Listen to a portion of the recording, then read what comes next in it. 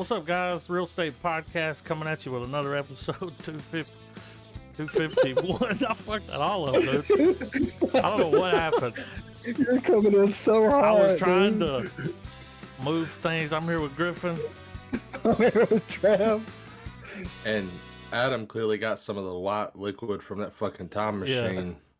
I'm not like the third one that came out. When he stepped out, he just knocked it out of his ear. Like, all right, let's go. Yeah, he's like, fuck it, yeah. But we So watched Timecrimes. This is our Yes. third installment for Film February. Yes. I think- Total ass pull, guys. I'm gonna be honest. I went through a few lists, tried to find one that wasn't too old, wasn't too up on the shock value level, because I feel like an angle. Well, next week's going They to be the get- shock value. Yeah. Well, like, a lot of times with foreign films, particularly for Western audiences, it's a shock value type of thing. Like a lot of people, myself included, Yeah. at least when I started watching these kind of movies, it was absolutely because, foreign films go there as opposed to Western films, which nowadays the line's kind of blurred a little more, but 10, 15 years ago, it was still very much a, hey, have you watched this movie from, X country? And people are like, no. And it's like, you go watch it, and it's something like anything from like Martyrs, Old Boy, Tell the Two Sisters, a lot of more Asian, Yeah. centric ones. And so I saw this on there, and what pulled me to it was the Christopher Nolan name drop.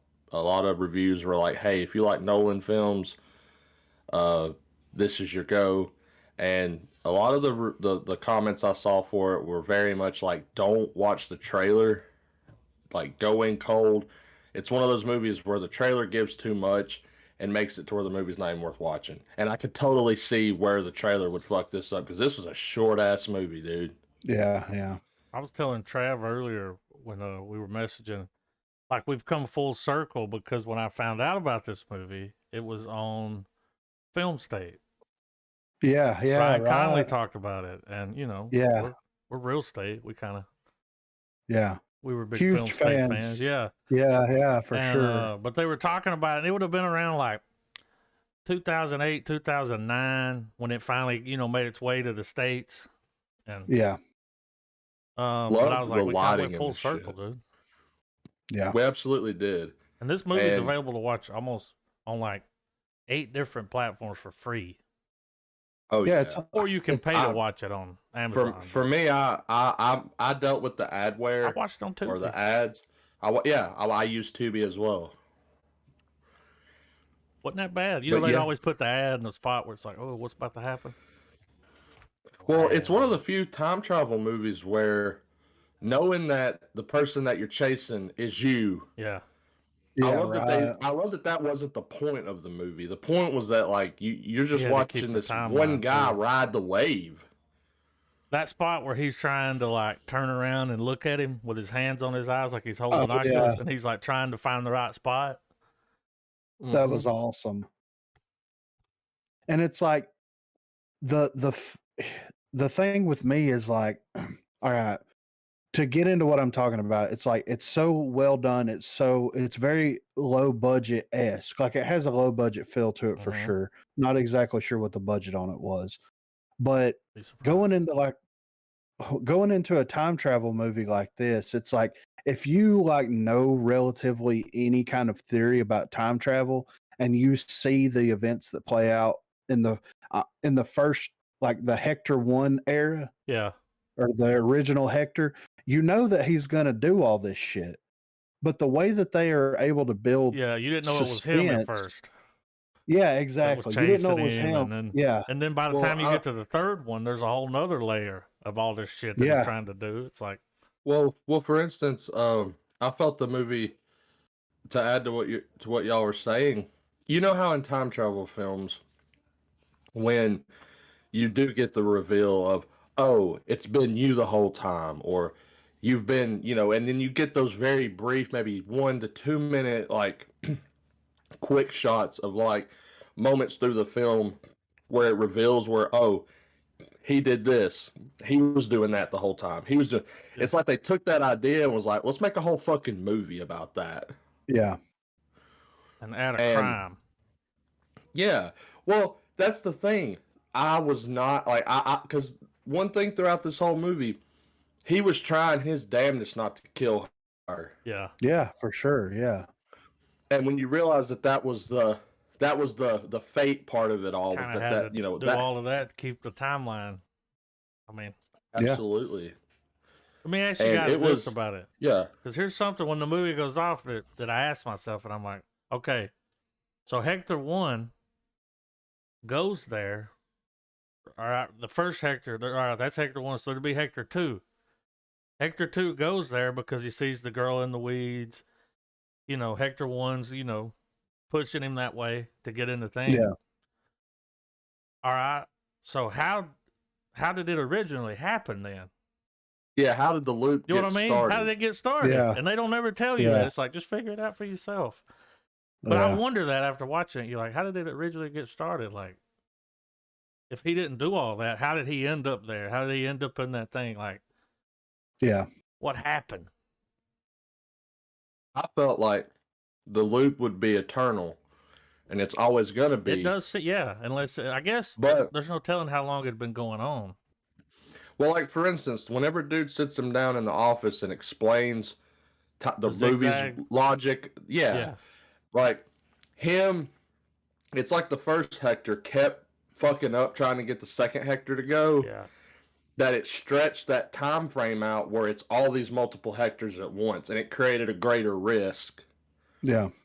Because it was like, okay, if you get in the machine, your timeline, like you're going to be exposed to all this shit going on, and you just got to ride the wave and keep all the pieces, keep plugging the holes when it's your time to plug them. Yeah. And I just thought that was really cool how they did that, where they were like, instead of us creating a loop, like you're folding it over each other. And it was very the Nolan aspect of this was because there was such a narrow gap in all Hector's traveling. It kind of had a Memento feel to me. Yeah.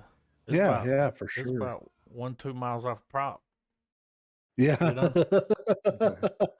You But for real though, man, and it was I like the no nonsense approach to it as well. And I mean, I know that can mean anything, but for simplicity's sake, I liked it that they kept the story very bare, very minimal, so that something as complex as what was happening could be told in an hour and a half. yeah, right. Yeah. know, the last time we talked about this movie would have been when we watched Colossal. Because this director wrote and directed that movie. You remember Colossal?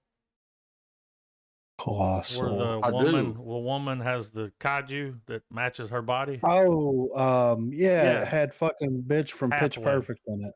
Yeah. So, wait, now that I'm thinking about it, did we see this trailer? we we I definitely know that talked we about watched it. it. Yeah. At some point. It's been a There's- while, though. I mean, that Yeah, like Colossal came out in 2016. That would have been near the start of the... Yeah, Yeah, because podcast. you're clearing the fog on this director for sure right now, man. Yeah. Like, because there was a familiarity to it. Yeah, whenever yeah, we for watched sure. it, though, we went... of course, we went to his IMDb. It's like, well, who's this guy? Nacho, huh?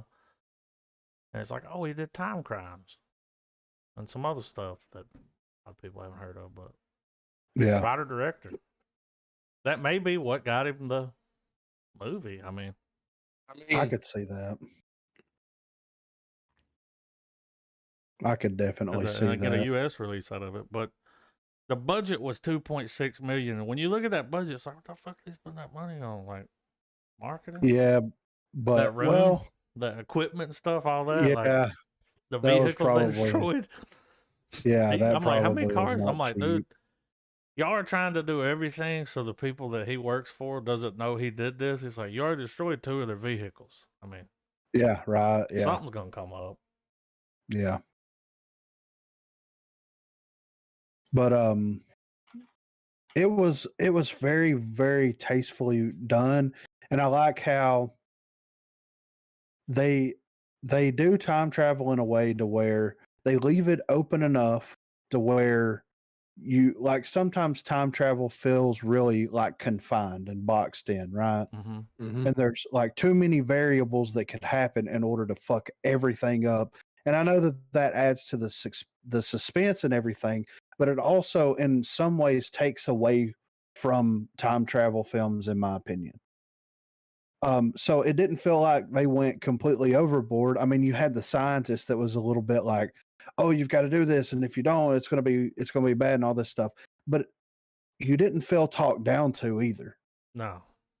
And then No, it's like the movie knew that the people that were gonna watch it were gonna like that. Like there was an understanding.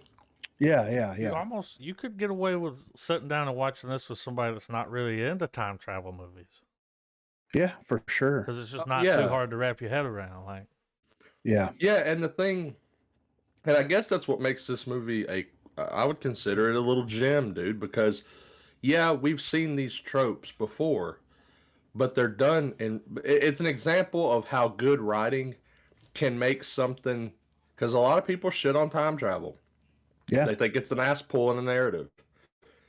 But I feel like movies like this can show you that with the proper writing and everything, you can make a movie that can tell a time travel story, leave enough vagueness because the concept itself is very vague. Yeah, right. And it does a good job at doing that. I really like the way that it looked. I like the way that it was filmed. I like the fact that like you could have legit sent me down and said this movie was made in 1974 and I'd have been like, okay. yeah. You know, because of how Mhm. grainy it was. You know what I mean? Like Yeah. just the I like feel that of for it. some reason, man. I do too. That juxtaposed with the lighting and some of those like street shots where like you see the light going through the greenery and everything. Like, Yeah. I don't know, man. Maybe because, you know, from like 2006 to 2009 was like, I was on my way out of high school. Like, peak memories are there, you know? Oh yeah, for sure. Yeah. And that lighting and everything, like, just, I don't know, took me back a little bit, I guess. It sounds really cheesy to say that, but it did, you know? Like, it was very, like, I know how that feels, you know? Like I would know, I don't know, that if I was in that location, I would be like, man, this is familiar. Yeah. Yeah. Because some of the shots look like areas around here, Yeah, absolutely. Right. like the location and everything. And like the movie leaves enough questions like why was that base there in the first place? Yeah, what was going on there? Yeah. And not only that, but like, how did they move into this new house and not think to check? Because they're renovating this house, right? I'm assuming they're moving into it. Why would you not check the surroundings? Like, my first thing, if I'm looking at a house, I'm like, you know, how close is the grocery store? Who's around me? What could be a problem neighbor? Oh, there's a fucking research facility where they're doing fucking experiments on shit. Yeah, I'm gonna fucking steer clear. What's with those two big ass water coolers that you'd see at a nuclear plant over there? What's that about, you know? Yeah, right. Exactly. So, Well, you know that first time that the second Hector goes into the house and his wife is running from him? Yeah. You're like, why is she running from him? It's his voice. Yeah, exactly. And then by the time you get to the third one, you're like, oh. Yeah, this is a whole different thing. Hector, beat up piece of meat, Mickey Rourke from The Wrestler. He was fucked up by the end of that He movie, was. wasn't he? I was fixing to say, I've never watched a movie where just some average Joe gets his fucking ass beat by himself. Repeatedly. Because car like, accidents. Yeah, he hits himself with the vehicle and fucks his face up. Like, it's crazy, dude. It's hilarious. I did read some shinfo. I wanted to touch on this for a second. So there was reportedly a remake of this, a Western remake of this film, and they were in talks with Tom Cruise starring. Oh, really? Yeah, and I don't think it's ever going to happen because, of course, that was years and years and years ago. And I think that like now Tom Cruise probably wouldn't do it because he was in that what's the name of that movie Minority with Report. Well, that and then the one where Edge of Tomorrow. Yeah, the one where he's in the loop type movie. Yeah. Well, like, yeah. well, I mean, you know, you got to think at the time too. Like, Marvel wasn't established as a thing. Like all the big sci-fi action, like the market wasn't cornered yet. Yeah.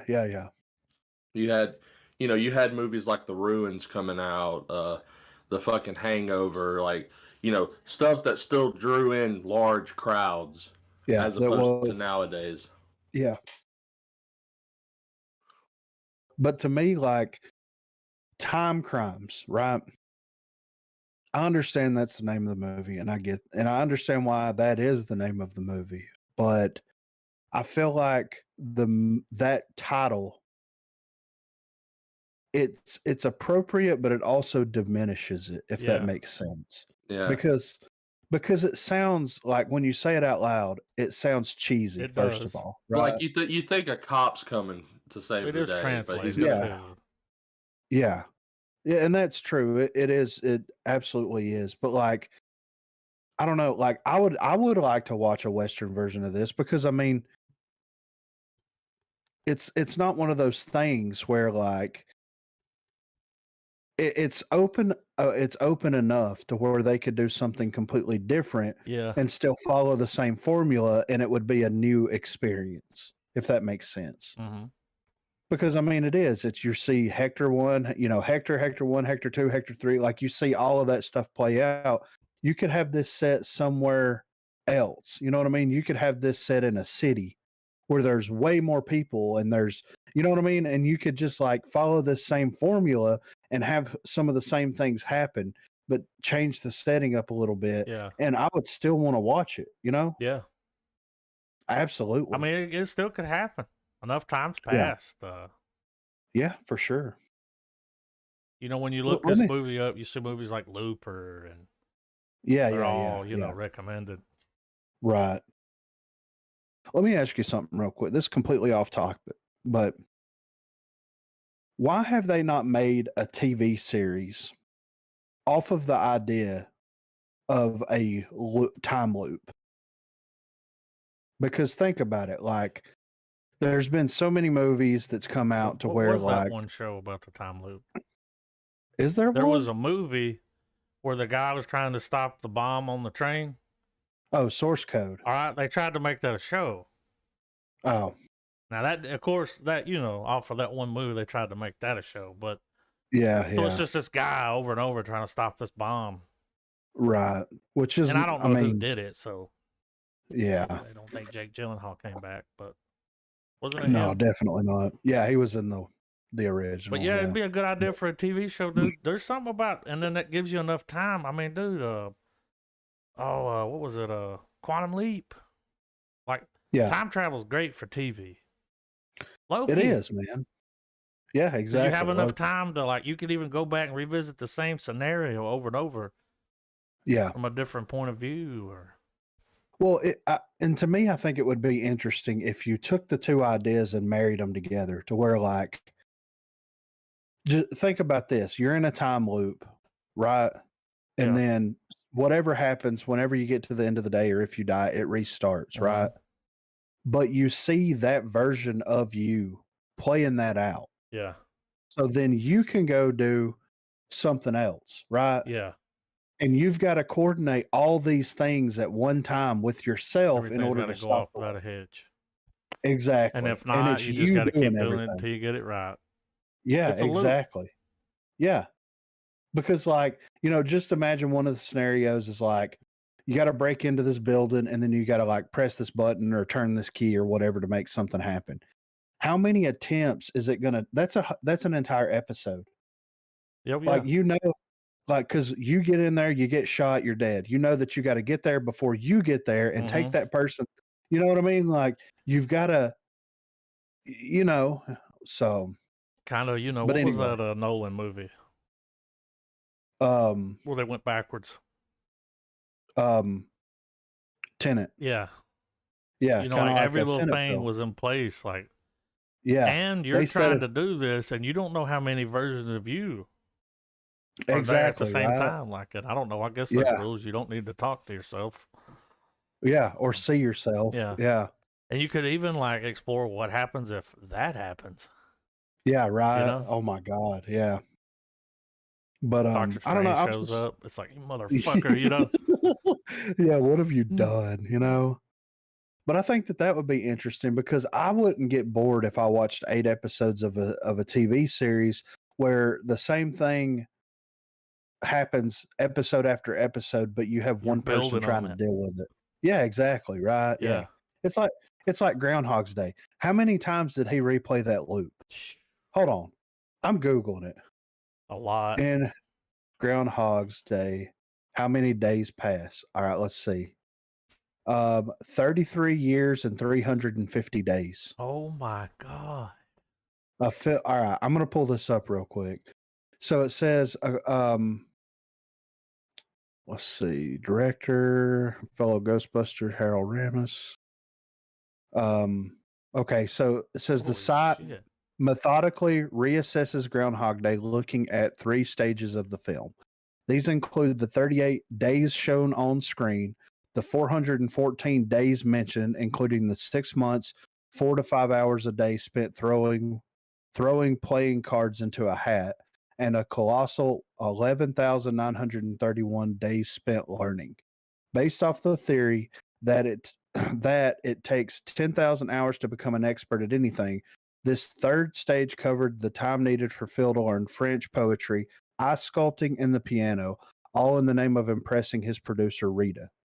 There's also there's a final additional stage identified as the gesture days, in which Mary's character saves a falling child, performs a Heimlich maneuver, and buys a couple of newlyweds WrestleMania tickets. But yeah, they're saying, Yeah. Not to mention every time it killed itself. yeah, exactly, right? So yeah, according to this breakdown, 33 years I'd be ready to die too. and 350 days. That's fucking fat. That makes me want to watch Groundhog's Day again. Yeah, yeah. I'm gonna fucking save that some shinfo, you know? I'm gonna copy this and I'm gonna paste it in the general thing here. But you know, that's like this movie, man. You can definitely watch it again. Oh Because yeah, now and once you know how it plays out, like the arm. Yeah. When they go back and show you that, you never noticed that arm over in the corner. I didn't. No. It's like, whoa, he was in there the whole time. Yeah. So it was very subtly done. It was it was very simple to follow, easy to understand, but like executed perfectly. And I think that to me that's the best time travel films. Like, don't get me wrong, I love Tenet, right? Oh yeah. But how goddamn confusing was that movie? Like you could definitely watch this with someone and them not be into that and they get it over. Yeah, I for mean, it pretty sure. much spoon feeds you Yeah. Oh yeah. Yeah. over Tenet. Yeah. And it's like, and whenever I was watching it, I'm like, how do you build on this? It's like you find out about halfway through the movie that he's the guy with the bandages on his head. How do you build on that? And it's like, oh, I went back again. Yeah. Like, you know what I mean? Like, holy fuck, what's going to happen next? You know? And it's like he killed his wife. You don't ever see her face. And the whole time I'm like, was that his wife? Well, it did. It showed the side of her face. Yeah. And her neck's all fucked up. And it's like, was that his wife the second time? And then the other time, did he fix? Yeah, did he make it to right? The girl? Yeah. Like, yeah. Because it's like someone's got to go. Yeah. I mean, you could be stuck in this loop forever trying to stop this and it never worked. Like, it just keeps getting worse. Yeah. That seems to always be the thing about time travel, though. They're like, you can do it, but it's going to make things worse. Yeah, just let it play out as is, you know? So, but I really enjoyed it. I think it was a fucking top tier pick, man. Oh, yeah. Like it was everything I wanted. It was foreign film for Foreign Film February. Well written, well acted. Yeah. Everything was great. And it was an hour and a half. In and out. And it was Spanish, just like the last one we watched. But it wasn't just a flood of dialogue. constant. Yeah, I know, right? It wasn't a Yeah. Kevin Smith Spanish movie, or a No. Tarantino. Yeah, thank God, right? That's like getting a workout in, Yeah. Like you watch a Spanish film where there's a lot of dialogue. After it's over, it's like I need to take a nap. But that's still It's a my lot question, man. Is like, how did it even get started? Because in Yeah. order for it to get started, he had to do all of that. Well, it's like, Yeah, right. what? You know? Yeah. Huh? I mean, I guess, that is a glaring plot hole in the whole scenario, but That's I just, don't think that, well, like a lot of people wouldn't even think about that. yeah, Like exactly. if you watch this with somebody that's not into like kind of stuff like that, they'd be like, oh hell, yeah, I guess he's going to jail. and you would ask her, or you would ask the person you're watching it with. Definitely her. Yeah, right. I'm just kidding. And you're like, what started the loop? And they'll What be do you like, mean? huh? Yeah. Like, how did it get It's like, well, started? yeah, he had to go there the first time because he saw himself in the Yeah. bandages. So how did this start? And you notice the first one that went back, there were more days. Yeah, right. Yeah. But it was almost like those days went by faster. It was weird. Like, yeah, it was very weird. Yeah. So full star, man. yeah, I'm giving it a full star as well, man. It was fucking great. It was fucking great. Whenever Trav gets back, we'll get his. Yeah. And also, whenever Trav gets back, I want to do Book of Boba because I think that's after the small conversation that I had with Trav the other day about the Book of Boba. I think that the world needs to know. You know what I mean? Or we at least need to discuss it. Yeah, let's do some movie news, man. So first up here, we have Beavis and Butthead return this summer with new movie and TV series on Paramount Plus. The long-awaited revival of Beavis and Butthead is almost here. Back in 2020, it was announced that Comedy Central would develop 2 seasons of a new Beavis and Butthead series, while a separate untitled movie would stream on Paramount Plus. It's now been announced by the streamer that Paramount Plus will become the exclusive home to Beavis and Butthead, with the revival series skipping its TV premiere on Comedy Central to go straight to streaming. The company also revealed new details about the movie, which premieres in July and has been titled Beavis and Butthead Do the Universe. Mm-hmm. Not much has been divulged about the new series other than to state that Beavis and Butthead are back and stupider than ever. The full library of more than 200 classic remastered episodes of Beavis and Butthead will also be available to stream. Their new movie, which serves as a sequel of sorts to Beavis and Butthead Do America, is called Beavis and Butthead Do the Universe and brings the dim-witted duo into the year 2022. The synopsis for Beavis and Butthead Do the Universe reads, in perhaps the dumbest space movie ever made, Beavis and Butthead are sentenced to space camp by a creative judge in 1998. Their obsession with a docking simulator leads to a trip on the space shuttle with predictably disastrous results. After going through a black hole, they reemerge in our time, where they look for love, misuse iPhones, and are hunted by the deep state. Spoiler, they don't score. Oh, dude, that is fucking genius. Be hilarious too if they're in Huntsville. Oh, I know, right? How great would that be? That synopsis is so fucking funny. Yeah. As long as Mike Judge's involved, it's going to be a banger, right? Yeah. Makes sense it would go to Paramount too. I think that's where South Park's at now. Yeah, I think it is too, man. So I'm guessing that they're going to, because the series said that they're going to be in 2022, I'm guessing the movie is going to be a lead in to why they're in 2022 in the same age.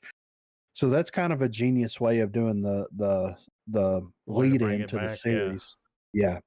And I have a feeling that like Beavis and Butthead or Mike Judd, like in particular, is like no hold back. Yeah. It's going straight to the streaming service. You know what I mean? Yeah. It's in 2022. iPhones exist. Yeah. How are kids like dumbass kids from the 90s going to perceive everything that's going on in the world right now? Yeah. And is he going to get that deep with it? And I think that he should, to be I honest think with it you. will. I mean, it's the guy that did Because- Idiocracy. Exactly. Yeah, So it's like, which is coming true every day. yeah, right.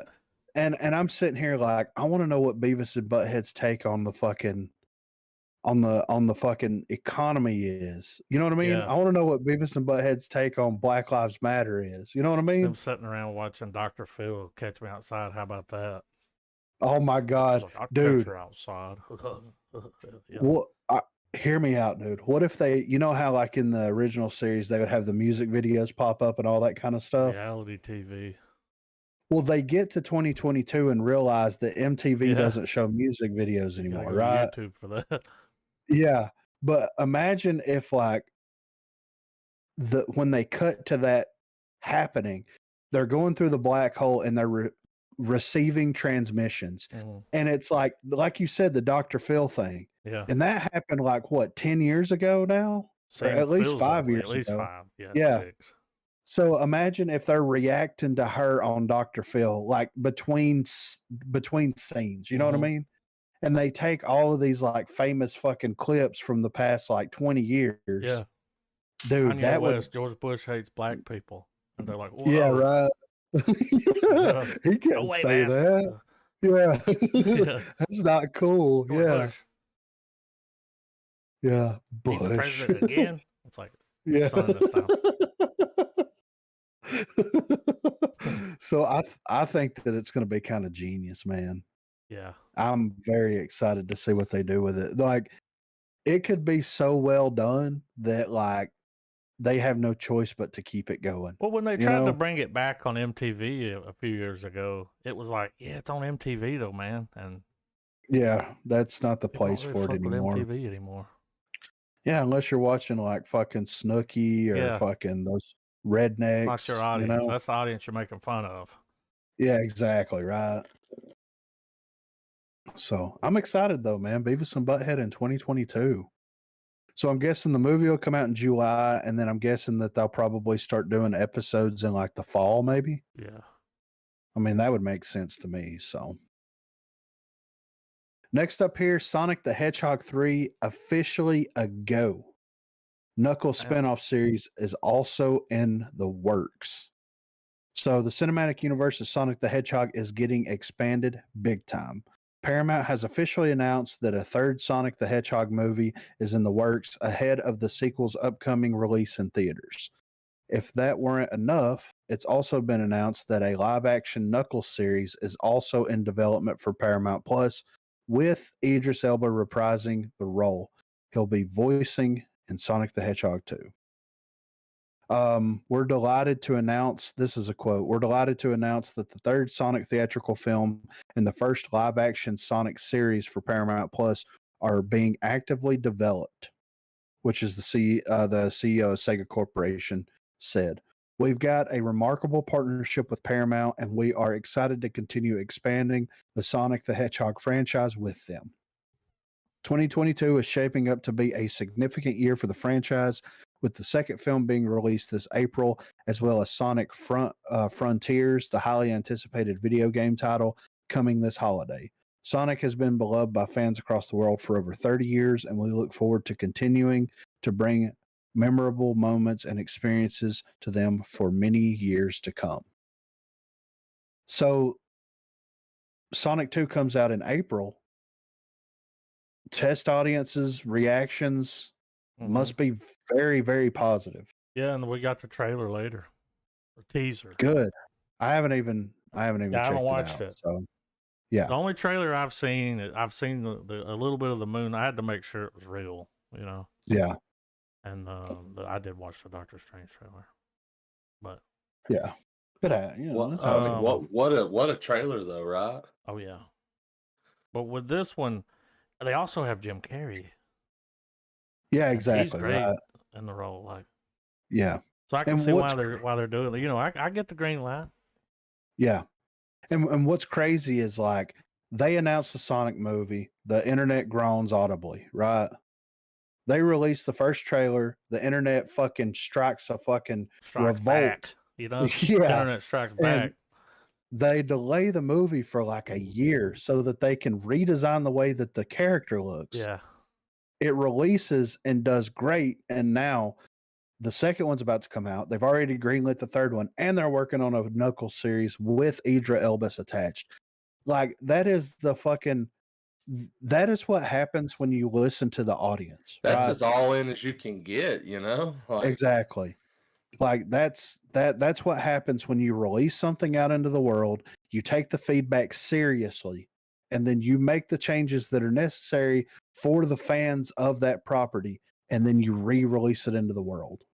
and you know, I don't think anyone would shame Pixar or whoever if they did some sort of thing where they were like, you know, hey, we're about to release an exclusive scene from Mario, but it is strictly for feedback purposes. Yeah. We're not going to give you a release date. We're not doing any of that shit. We're just going to drop the scene, see how everything plays out, see how you guys think about it, and then we refine from there. And with these like more family friendly legacy video game characters like Sonic, like Mario and everything, I think that's a good formula to go by. And to be honest though, because these, I mean, dude, clearly this is going to be the next wave of money making for Hollywood, is doing, like I said, these legacy, like family friendly characters. Yeah. And to be honest, like what you're talking about, Trav, I don't think that would be a bad idea for like any like video game franchise or beloved franchise that is making a transition to live action or to the big or small screen. Because like, think about the reaction that fans had to the Halo trailer. Mm-hmm. I didn't mind the Halo trailer. I thought it looked pretty decent. I'm interested in checking it out. People lost their fucking minds over it, right? Yeah, dude. And that trailer just kind of came out of nowhere. Yeah, exactly. Like, and it's too a chance late to be like, whoa, oh no, they're not changing nothing. Yeah, like and I mean, it could have been a better opportunity for them to have been like, you know what?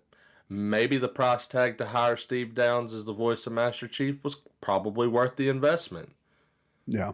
You know, because to me, I feel like that's going to be the most jarring thing for any fan or hardcore fan going into the Halo series.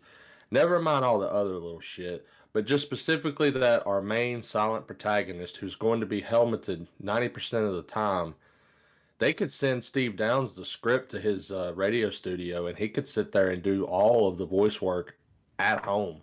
Yeah, I mean, for sure. Send it right back to Paramount or whichever company is releasing it, and just go from there. Yeah. And I think that, like I said, that would be a really good, responsible way to kind of gauge fan response, in my opinion. Because, like, I mean, the Sonic movie or the Mario movie, I have faith that the Mario movie is going to be good, right? I think so too. I mean, it's a concept. Like, I know we got that '90s Mario film, and it's also a cautionary tale to be careful.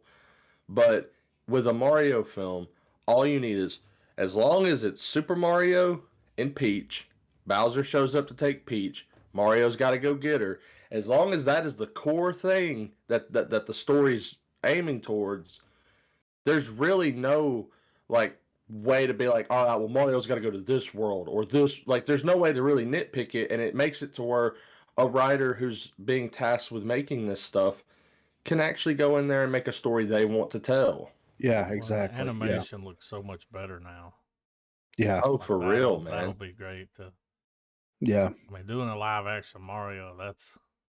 I mean, just like imagine if they managed to pull a Mario 64 reference where we just get that one moment where Mario's got to make some impossible gap and he just pulls the fucking wing cap out, slaps that bitch on, and fucking hovers right over, you know? Yeah. I mean, and I don't know, man. It's kind of like, you remember that at one point they did the Lego movie, and then they're like, all right, we're bringing Charlie Day in. We're going to have the guys that did the Lego movie. they're going to do the Minecraft movie. And we were like, oh, fuck. Like, this is going to be fucking incredible, Dude, nothing else has been said about that in years, I years. feel like Mojang, Minecraft, and Microsoft probably all collectively were like, we probably could make a film. But one thing that I noticed that is a very big market outside of the game, just because I have a child that I've bought some of these products for, is like there's a plethora of content in like the literature realm. Like there's these book series now for Minecraft where these just characters get sucked into the game almost Jumanji style, and they're in the world and they got to survive and stuff. Everything down to where there's even books that, like, I don't know, I would say, some of the more older people like ourselves would there's build referencing books that's like, hey, here's how you can get, here's some tips and stuff on how to like make your stuff pop like some of the more advanced players that do it, Yeah. And I feel like with that coupled with, you can get on YouTube and find tons of not just Squad. Yeah, Yeah. That was exactly. hilarious. That was just some dude on the internet that made it. Yeah, and Telltale, they have their Minecraft game that they're doing. Yeah. There's tons of 3D Minecraft little short stories that content creators pump out. And I feel like Mojang's like, let's just keep that a community thing. And as far as like company wise stuff, they just aim their things like that. They know that they're a tried and true money machine having a shelf in a book fair. You know what I mean? Yeah. And I get that. But at the same time, like me as a consumer, I'm sitting here thinking like, if they partnered with like Nickelodeon, right? Mm-hmm. And they did a TV series, like a cartoon, they would fucking print money. Oh, absolutely. You know what I mean? Like Eventually do 1000%. something like that. I mean, hell, let someone like Duncan Trussell or even Roiland, because even though we know them for some of their more raunchier, more irreverent comedy and stuff, Adventure Time is a prime example of like, if you could take that kind of fun quirkiness and then apply it to the Minecraft universe, you could make tons of great stories. Yeah. And as the game, it feels like the game is starting to develop more in-game lore. Yeah. I know we're getting very video gamey here on a movie podcast, but for the sake of how it would translate into a film, they're starting to, the game itself is adding a lot more to it to where more stories can hopefully be made. And, maybe it's not off the table. It's just maybe they were like, you know what, it's still not quite the right time to do that. Yeah. Well, and you're right, because how cool would it be, like, in one of the recent updates of Minecraft, they added like fossils in it, right? And then in another one, they added those rooms that have quartz and all that stuff in there. And like, so they're expanding the lore by not really expanding the lore, if that makes sense. Like there's no storytelling mechanic in there. You just find shit. Well, like, to me, and I don't think that they're quite there yet, but to me, it would be like, well, what if you have like a TV series or a movie or something come out that shows you the first, like some of the earlier, like quote unquote Minecraft adventures, and then there's a chance if you create a world or like create a new chunk, it could spawn like a relic of that references this specific, you know what I mean? And they can use that as the storytelling device that is also incorporated into the game world. And like, they could make it this huge overarching thing if they really wanted to, Or, I mean, if we just go with what we've got, you could craft a story to where Steve, like the player that you inhabit and everything, like, the person that represents you, you could have Steve be a character, have some sort of funny quirk to him and everything, but just have it to where the Minecraft world exists. You've got the villagers, but Steve's one of the villagers. He's just a little bit different. Yeah. And you could craft a story about being like, you could have that tried and true message of it's okay to be different. Yeah. And just have Minecraft shenanigans ensue. And you could make it hilarious. You could take some of the comedy that, you know, like what Adam was saying with the Mod Squad, and like imbue that, because once again, I'm thinking in terms of like Minecraft as a family friendly, because that's obviously the way they'd have to do to make money with it. Yeah, for sure. But you know, think of all the family friendly content you could make. And just because it's family friendly wouldn't make it less funny or entertaining, because some of the best humor is the humor they have to slide in, the innuendo. Yeah. Like the stuff that like we would chuckle at that Stuff would for go the right grown-ups. over like a 7 or 8-year-old kid's head. Like, you know, you could have like a, you know, for instance, with a skeleton, there could be a long running erectile dysfunction joke that only adults are going to get. But the kid's like, hey, why isn't that skeleton's bow working? Or some shit like that, you know? Like, Yeah. I mean, and I think that, like, coming back full circle here, that like there's definitely a market, especially now. There's definitely a market to cash in on some of this nostalgia in terms of making films and television series. I think that like Sonic broke the mold a little bit. He's the exception. I heard Uncharted is fucking doing terrible, right? oh, has it dropped in theaters? Yes, and I heard the reviews are Been bad. out for several weeks now. Yeah. If we all can recall, there's several episodes of the pod where we've even seen quotes from Tom Holland being like, "Hey man, if you don't like this movie, I'm fucking sorry." Like, Yeah. this movie almost broke me, like as an actor and shit. So I mean, it was one of those things where, kind of like Mark Hamill doing the press tours for the sequel trilogy, where he was kind of like, it's a movie. Yeah. So I mean, we've kind of got two different representations of everything, and I know that studios and game developers and game studios are very hesitant about like kind of branching off into different types of media. But I do feel like that if it's done with the right care, like the way that the Marvel universe and even some of the DC stuff, all comic book stuff for the matter, like that's been done really well. If they approach it with that type of care, then I think that it's a recipe for success. And like, you could like, why hasn't Call of Duty taken the spot of Tom Clancy?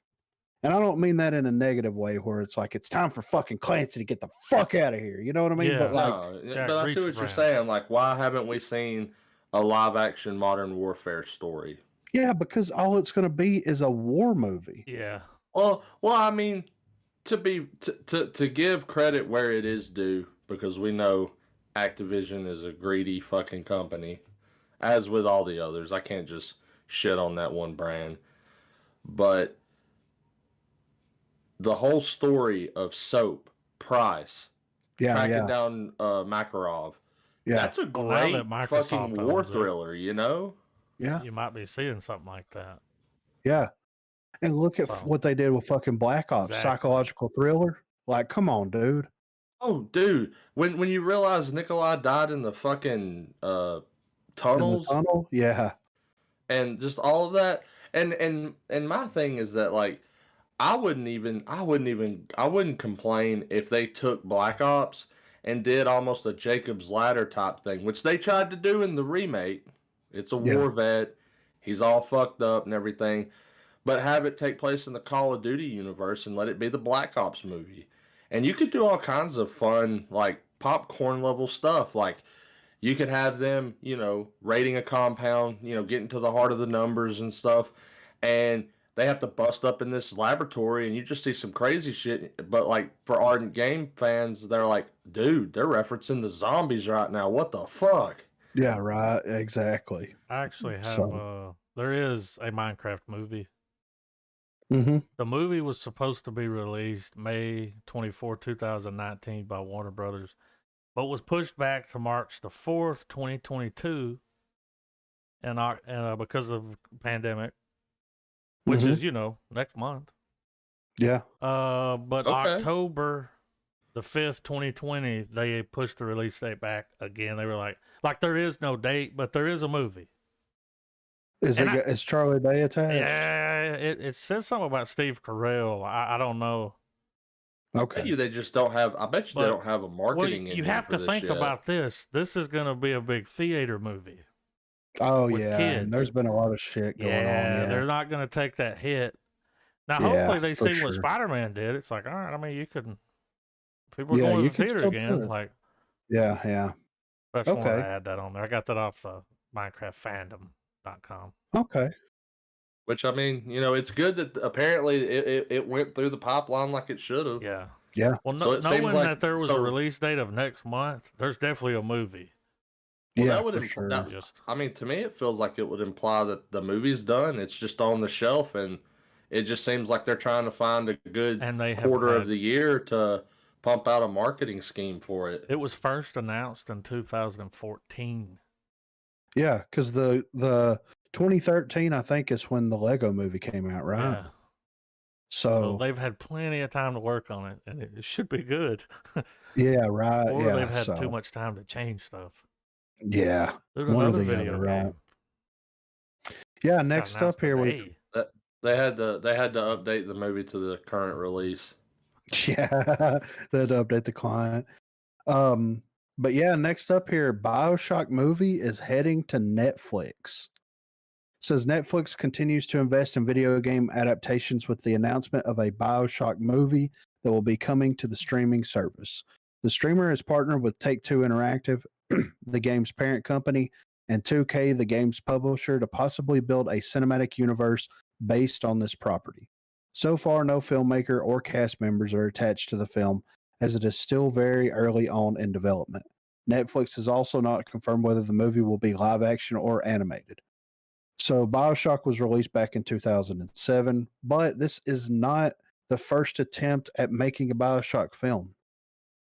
So this will be the second attempt at turning BioShock into a movie. According to The Hollywood Reporter, Universal attempted to develop a film over a decade ago with Pirates of the Caribbean director Gore Verbinski attached to the project. After Verbinski left the project, Juan Carlos Fresnadillo, which was 28 weeks later, became attached to direct. Both butted heads with the studio over things like budget and an R rating. Eventually, Take-Two and 2K pulled the plug on the project. For Netflix, video game adaptations have been going well thus far, with Dota, Dragon's Blood, Castlevania, and Arcane League of Legends being some of the service's most popular series. The Witcher is currently one of Netflix's most popular franchises, with a prequel spinoff on the way. In addition to BioShock, Netflix has also got a Cuphead series coming soon, and is also developing a series based on the Assassin's Creed franchise. While video game adaptations seem to be cursed, recent shows like Arcane and The Witcher are proving that these adaptations can be great and the right creative team is attached. So yeah. So here's what I'm gonna say. All right. Oh, I got something to say too. And say I haven't watched Arcane yet. That's the League of Legends animation. Yeah. But I have, like, the internet won't stop talking about it. Yeah, they're very vocal and very loud and proud about it, And, right? yeah, they've been very, like, that. It's been very much a success. It Yeah. seems. Yes. As far as BioShock, okay, I've played the first BioShock game. Mm-hmm. I'm starting the second BioShock on Sunday. So tune in if you're interested. But I'm going to start the second BioShock game live, playing through it from beginning to end. Then I'm going to move on to BioShock Infinite, right? Now let's pump the brakes here, because me and Adam have a lot of love for Infinite. Well, that's what I have to say about this article here, man. Is like, I like, this is gonna be the one. Like, I'm over here like, I don't give a fuck if the voice is different in Halo. I don't give a fuck about Uncharted. You know what I mean? This is gonna be the one right here where I'm like, dude, if they fuck up Infinite, like, because I, like, I already watched that movie. I lived it, Yeah. Right. Great story. When you get to Infinite, Griffin, you are going to eat that narrative up, man. Yeah, It you'll is be so the same. good. You'll be like, man, I hope they don't fuck this up. Yeah, It could right. be so now- good. Now it is completely tonally different than BioShock 1 and 2. Right. You could Which is almost see fine. it. You could almost see it as a spinoff. I won't tell you how, but 1 and 2 absolutely get referenced. Yeah. But Infinite has it. It's one of the few games where it starts off as a classic first-person shooter game, and then the end, it goes like interstellar levels of like heady. Right. Like Which is, it gets really, really, really awesome. and that's see, and with them mentioning in the article that it is going to be a let's see, it says it's going to be a like a multiverse or whatever. I Yeah. can't remember the terminology, but and that's the thing. Like I've already asked Adam about it. I'm not going to rehash it here, but I was like, I played BioShock 1. I really, really, really liked the story. I really liked the aesthetic of it and like all the crazy shit that was going on. I'm like, Infinite, like sequel, prequel, like what's going on? He's like, you just got to play it. You got to You find out. really, yeah, absolutely, dude. And I'm really glad that you seem to have no like you're going to be going in cold on the story. Yeah, And legit. Like I know and nothing. dude, that's even better because yeah, absolutely, man. Like that is a fantastic game. Yeah. So, and my thing is like, and without like getting into spoilers or anything like that, you guys played BioShock Infinite. I played the first BioShock game. Would the BioShock franchise work better as a movie or a series of films, or would it work better as a A series? A series. series. And that's what I'm thinking as well with the Well-rounded, first one. man. Yeah, because like the first one, you know, the thing about playing that first game is like you go through different parts of Rapture. Yeah. Yeah. And you see people reacting to what's happening in Rapture in different ways, and they're coping with it in different ways. And those ways are really fucked up, but Mhm. that's how they're, you know what I mean? And it's like, to me, it makes more sense if you can get a full, like a 10 episode series out to where you can really Yeah. explore the psychology of some of these characters, because there are some really deep, rich metaphors. Well, Infinite, man, it's a movie. It's a movie, tried and true. Like assuming your playthrough is not met with any walls, and you just seamlessly just get through each part of it, Yeah. as it comes and goes. It's cinematic in its storytelling. Absolutely. And that's great, man. And I'm excited to play it. I'm excited to play 2 because a lot of people have told me that they do like BioShock, but they like 2 better than 1, but they like Yeah. Infinite better than all of them. Yeah, man. So, and I love the first one. So I'm sitting here thinking like, how the fuck can it get better? You know? Yeah. Graphics. I mean, I'm playing the well, remastered versions. I mean, Don't worry. it's really strange because Infinite has a narrative, like its storyline uh has a weird relevancy now that I'm recalling it. Yeah. In terms of like the setting and where you're at Yeah. and what the things you have to do. Well, But like Infinite is doing stuff like that game did stuff narratively that movies and film are just now getting around to doing. right. Well, and it's kind of the same way with the story with the original BioShock. It's like you're living the fallout of what happened if society was breaking off and going to do its own thing. Mm-hmm. And right now, it feels very much that like a lot of people want to break off and live in a world without limitations. But what does that give you? And that's what you're discovering when you're playing the game. And like, it does feel very relevant, like, especially with how things started to decline faster and faster into the hell that you're in. But I'm excited for it, man. And I know that they talked about doing those BioShock films back in the day, and Warner Brothers wanted to do like a PG or a PG-13. Yeah. There's no way No. that you can do that. There's no way. That's why it didn't get made, because those dudes were Yeah, like, we exactly. want an R rating. Hard Yeah, R I too. mean, when you go into certain parts of the fucking game and you see people crucified and like shit written in blood all over the walls. Or just like when like in the game when you like cut I remember there's a part in BioShock, it might be 2, I can't remember, But you cut this corner and you hear this clank, clank, clank, clank, clank, and you're like, what? You know, you're looking around, what the fuck? And then you just happen to look up and it's that shit crawling on the ceiling and they jump down and you gotta fucking deal with that shit. Like, it catches you off guard, you know? Exactly. Yeah. So, but it's I'm excited. I can't wait for them to, because it's, if they've partnered with Netflix today, it's going to be at least 2 to 3 years before we get anything.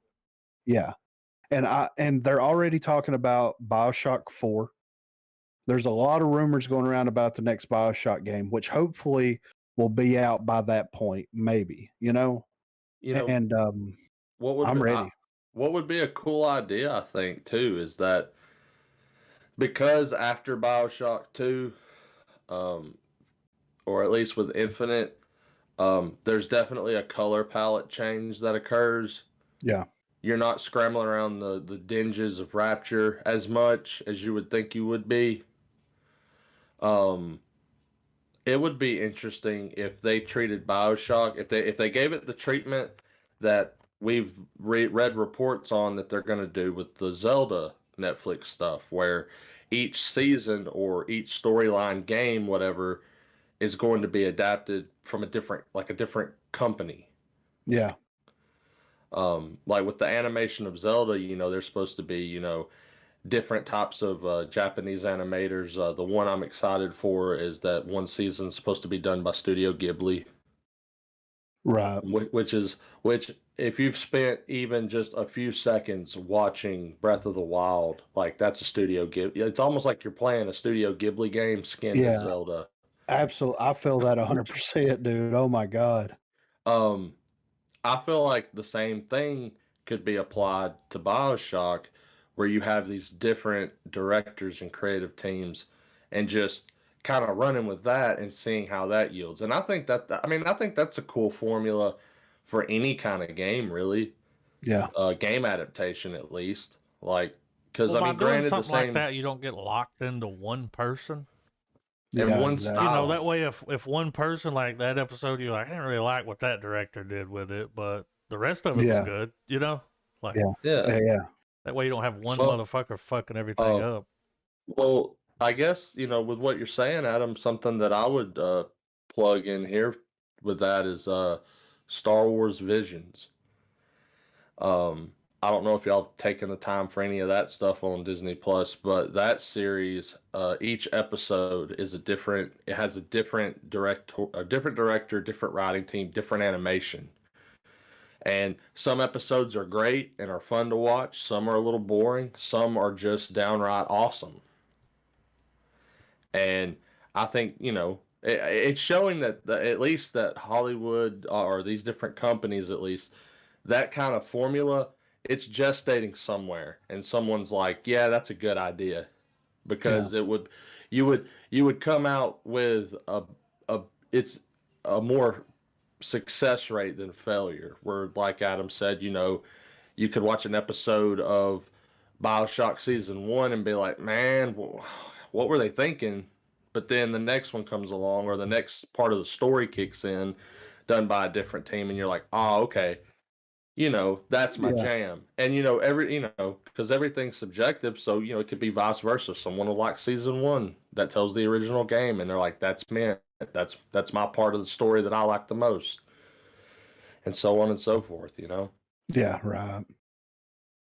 So yeah, we've got a lot of things to look forward to, especially on the Netflix side with video game adaptations. And I haven't watched Witcher. I've heard really good things from everybody that has watched it, and that's definitely on my list of things to check out. But I'm glad that they're finding success over there with you know, adapting These video games these IPs, yeah. I'm about halfway through Season 2 of Witcher, and I've been enjoying it. I went in cold. I don't really know anything about the Witcher games. They're one of those. It's one of those franchises where I was just like, most of the time when I would see content for it or seeing it being advertised, it was always the more romantic aspects of Geralt. Because in the games, you know, you're boning chicks left and right apparently, and you know, it looked like it was more a romancy type of game that I wouldn't be that into. Yeah. Lot But of killing, having though. watched the show, oh, absolutely. Well, at the end, it's kind of Monster Hunter, but with love shit going on. Yeah, yeah, absolutely. But even that is a very horrible explanation for the show, and I hope it doesn't dissuade you from it because it's very it picks up its speed after the first couple of episodes, and now the show is in full sprint. And if I have a spare time to where I can just watch something personally to pick and watch, Yeah, I've been cutting on an episode of The Witcher lately. Like it's been a very good show so far. right. So yeah, I'm looking forward to checking that out. I'm looking forward to what Netflix is doing over there, and it's looking like a big W so far. You know, Oh yeah. W. Speaking of W, Yeah, this Dennis. next article. Yeah, director Dennis Villeneuve, no, whatever, recently offered an update on Dune Part 2, the highly anticipated sequel of the 2021 sci-fi epic Dune. Will explore the second half of Frank Herbert's novel and is expected to come out in October of 2023. Ballsy move, I might say, because normally with something like this and past productions, people tend to just film the whole source material all at once and let the editing room decide what's going to be part one and part two, you know? Yeah, yeah. So I'm surprised he took a risk of letting there be some time for life to play out for some of these actors. Well, that was Yeah. the studio because of the money. Yeah, Remember, we Oh, talked yeah, about 'cause- that. They were like, because the money was Yeah, big money 'cause this was an expensive movie, on and something I that you're hope, going to put on a streaming platform the same day.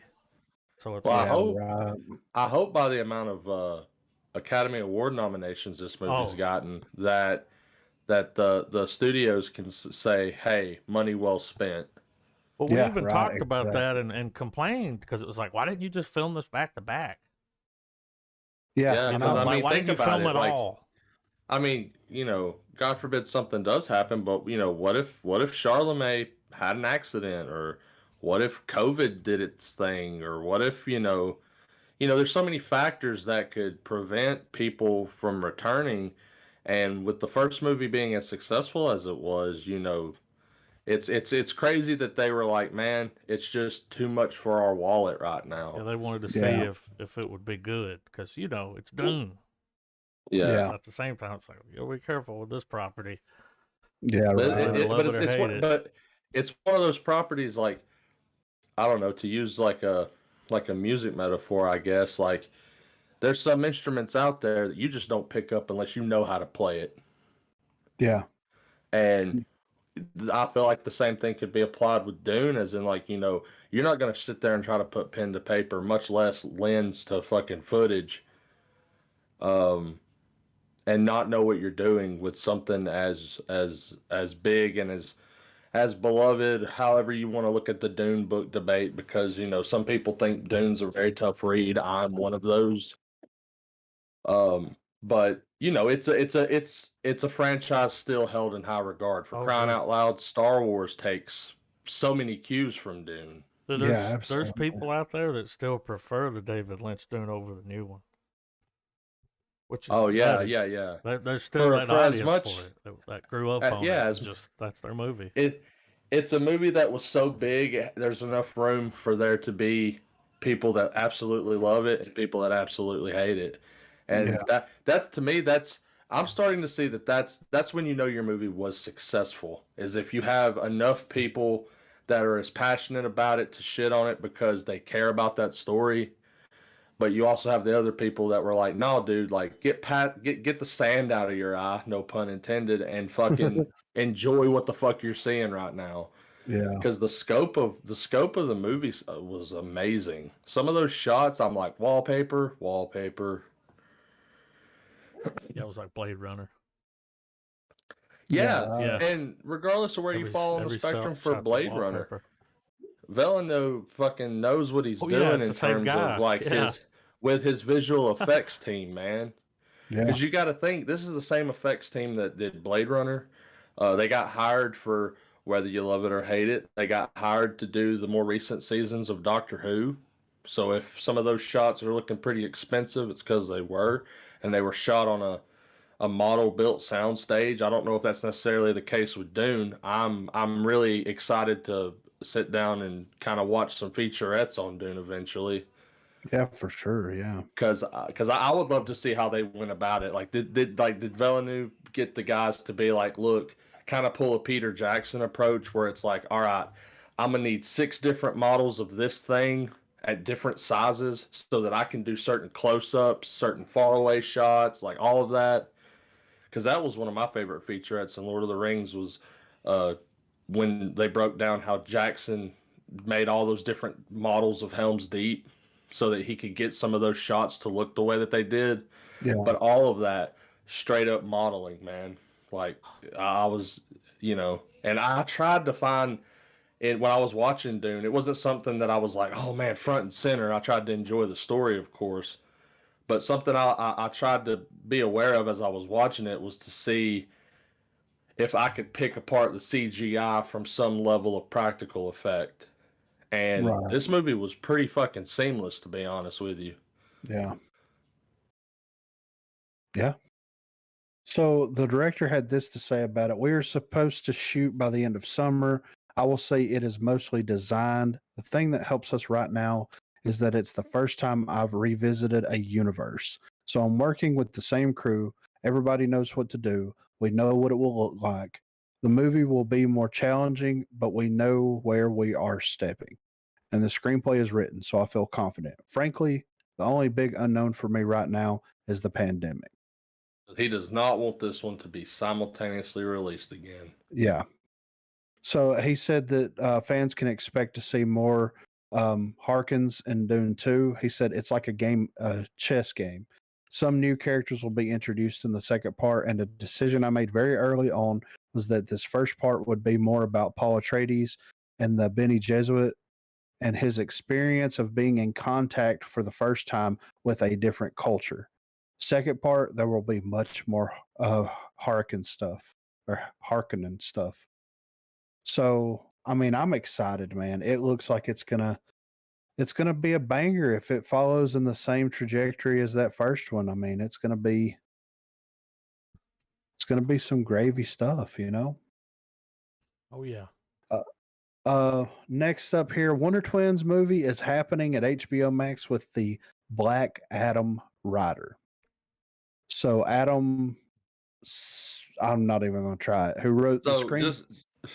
just so I'm on page with this, we're talking about Wonder Twin powers activate in the form of bald eagle. Yeah, that's exactly it. Super Oh Friends. God. Oh It God. says specific details relating to the story are being kept secret. Fans will recognize the Wonder Twins as a pair of alien siblings who can change their physical forms. The duo first appeared in Hanna-Barbera's 1970s cartoon television series, The All New Super Friends Hour. Marty Bowen and Wick Godfrey will serve as producers for Temple Hill. The project will be the live-action big screen debut for the superheroes. As previously mentioned, the writer wrote the script for the upcoming Black Adam movie. The Dwayne Johnson pick is expected to come to theaters on July the 29th. Additional writing credits for him include Scoob, Due Date, Rampage, as well as the upcoming We're the Millers 2. In addition to writing the animated title Scoob, he also executive produced the motion picture. He is also known for creating the NBC comedy television show Undateable. Wow. So we're gonna I get didn't know that. Wonder Twins at face value, but it's really gonna be the ambiguously gay duo. That's what I was thinking. Yeah, right. Yeah. So, you know. And it's last up on to here, HBO, so makes sense. yeah. I didn't think about dropping this until I was reading that, and you guys triggered a memory here. Blade Runner 2099, a live action series, is happening at Amazon with Ridley Scott. Oh, yeah. It says Blade Runner story is moving forward on the small screen. Deadline reports that Amazon Studios has production started on Blade Runner 2099, a live action series that serves as a continuation of the Ridley Scott 1982 film Blade Runner and its 2017 sequel Blade Runner 2049. Scott is on board to executive produce the series with Shilka Louisa will serve as a writer and executive producer.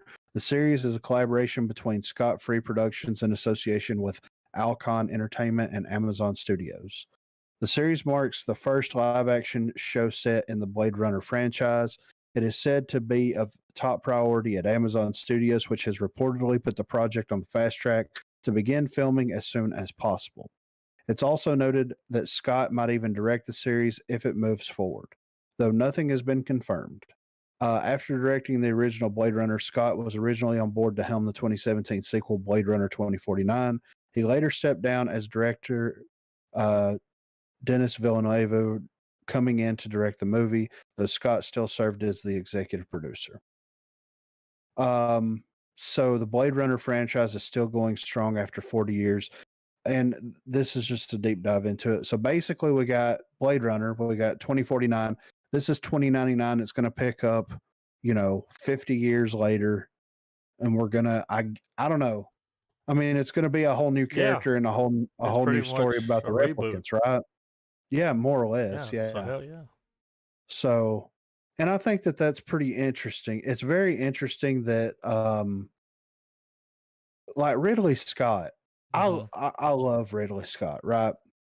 It's amazing that Blade Runner 2049 was not directed by Ridley Scott because he is one of those people, man. Like, whenever Neil Blomkamp wanted to do the Aliens, sequel and disregard Alien 3 and pick up with Aliens, like a sequel to Aliens, like the concept art was amazing. The story, amazing. Sigourney Weaver back, Michael Biehn back. Even the girl that played Newt, and she was like a psychiatrist, was back on track to reprise her role in it.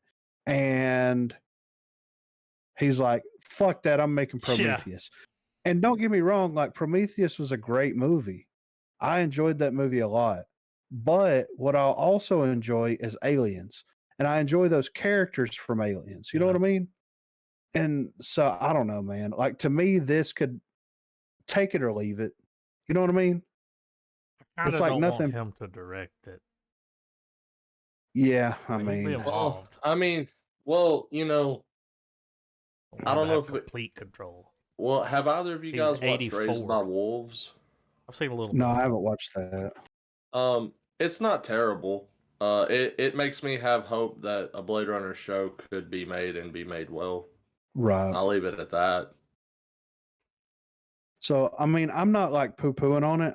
I'm not hating the idea of it, but at the same time, like, I felt like 2049 was the perfect ending to Blade Runner because you got an answer to the question of what was happening in Blade Runner. Was he a replicant? Was he not? What's going on? What's the whole deal? You get Harrison Ford back for one hoorah.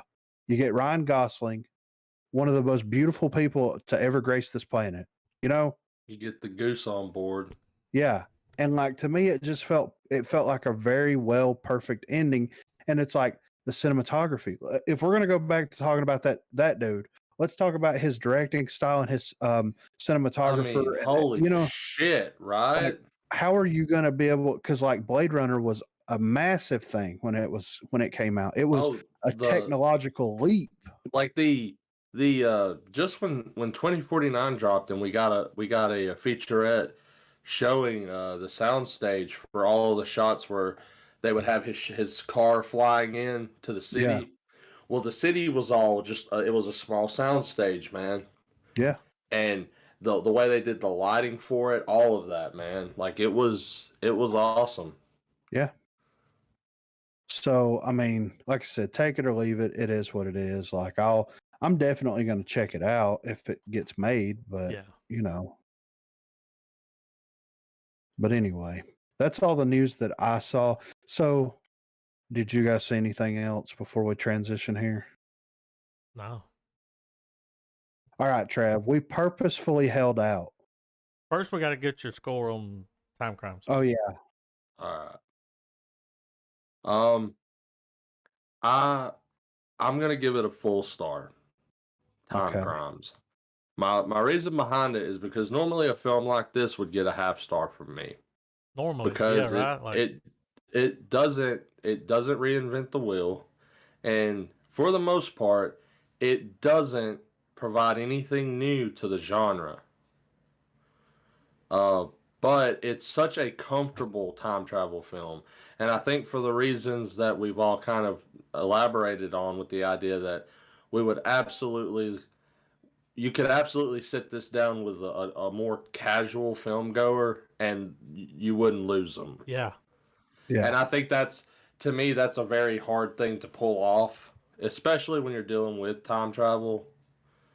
And I mean, that's the core reason I give it a star. I mean, I enjoyed the way the film was edited. I loved the grain.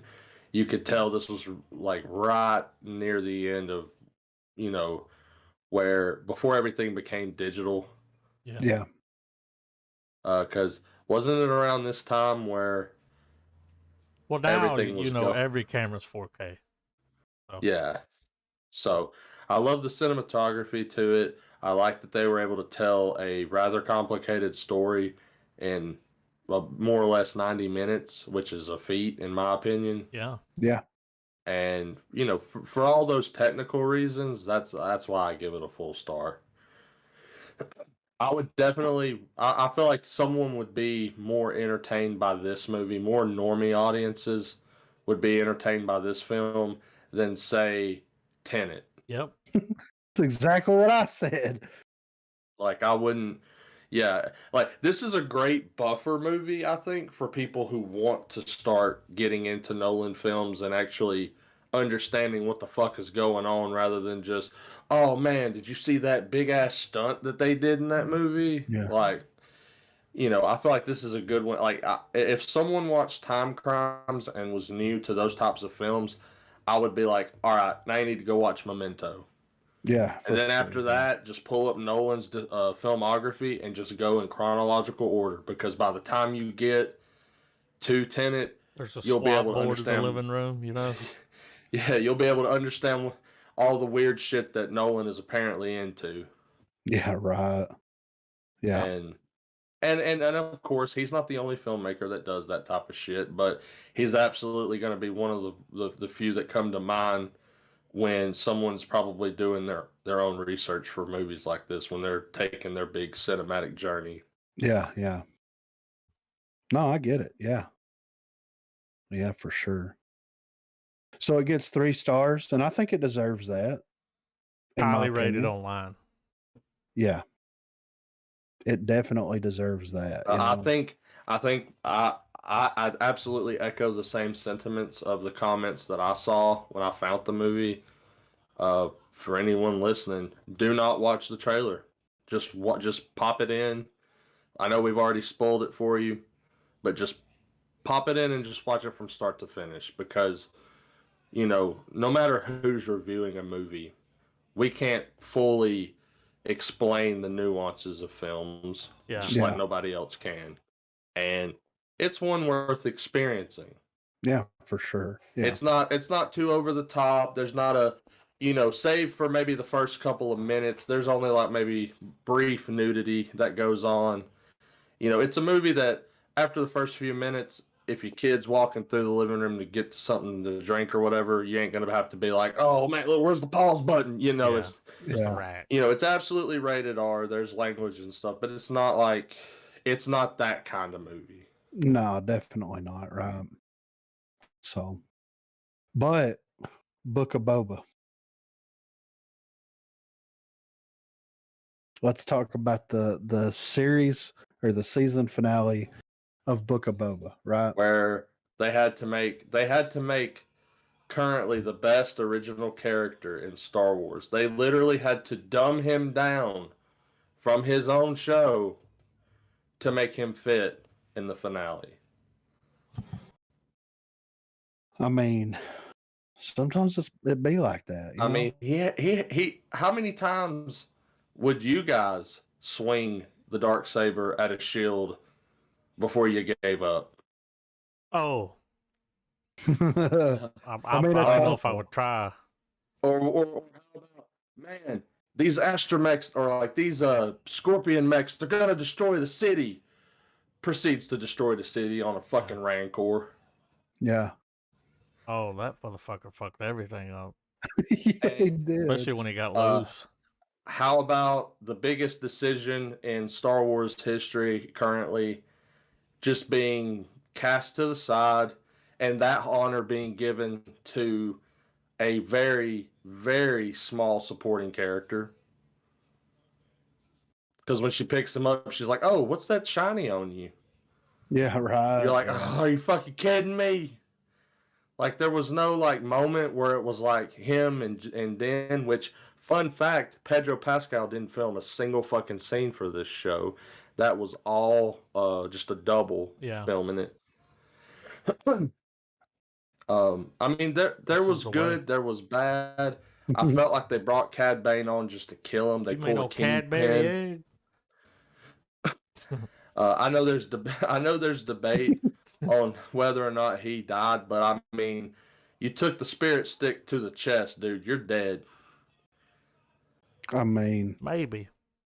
Yeah, I mean, we'll see. But I did see a thing the other day where it was like, all right, Cad Bane's age in Clone Wars was like 40. Yeah. And his age in the Bad Batch was 43, which would put him at 71 in Book of Boba. Yeah, so prequel Dude, stuff could definitely happen. Dude, he rolled up into town like he was straight up out of a spaghetti western. Like he looked like Clint Eastwood, dude. Well, what was his? No, well, the dude that played opposite him in Good, Bad, and the Ugly, the man in black in that one. I'm trying to remember his name because he's a favorite actor from that period, man. But he just reminded me of that. He's badass. I think that it was a mistake having the previous two episodes be what they were, and then giving us this. And this is the last complaint I'll give about it because I liked what they did to Boba Fett's character. A lot of people didn't. I enjoyed it. I loved the Sand People build up. Yeah. I loved all that stuff. I enjoyed it. But like, dude, why the fuck did we get that fucking stupid speeder bike gang? Because the entire time I saw them in those chase sequences, all I could think of was like Spy Kid music, like da, but da da da, do do do do, and talk about the most inconsistent speeding of like that vehicle.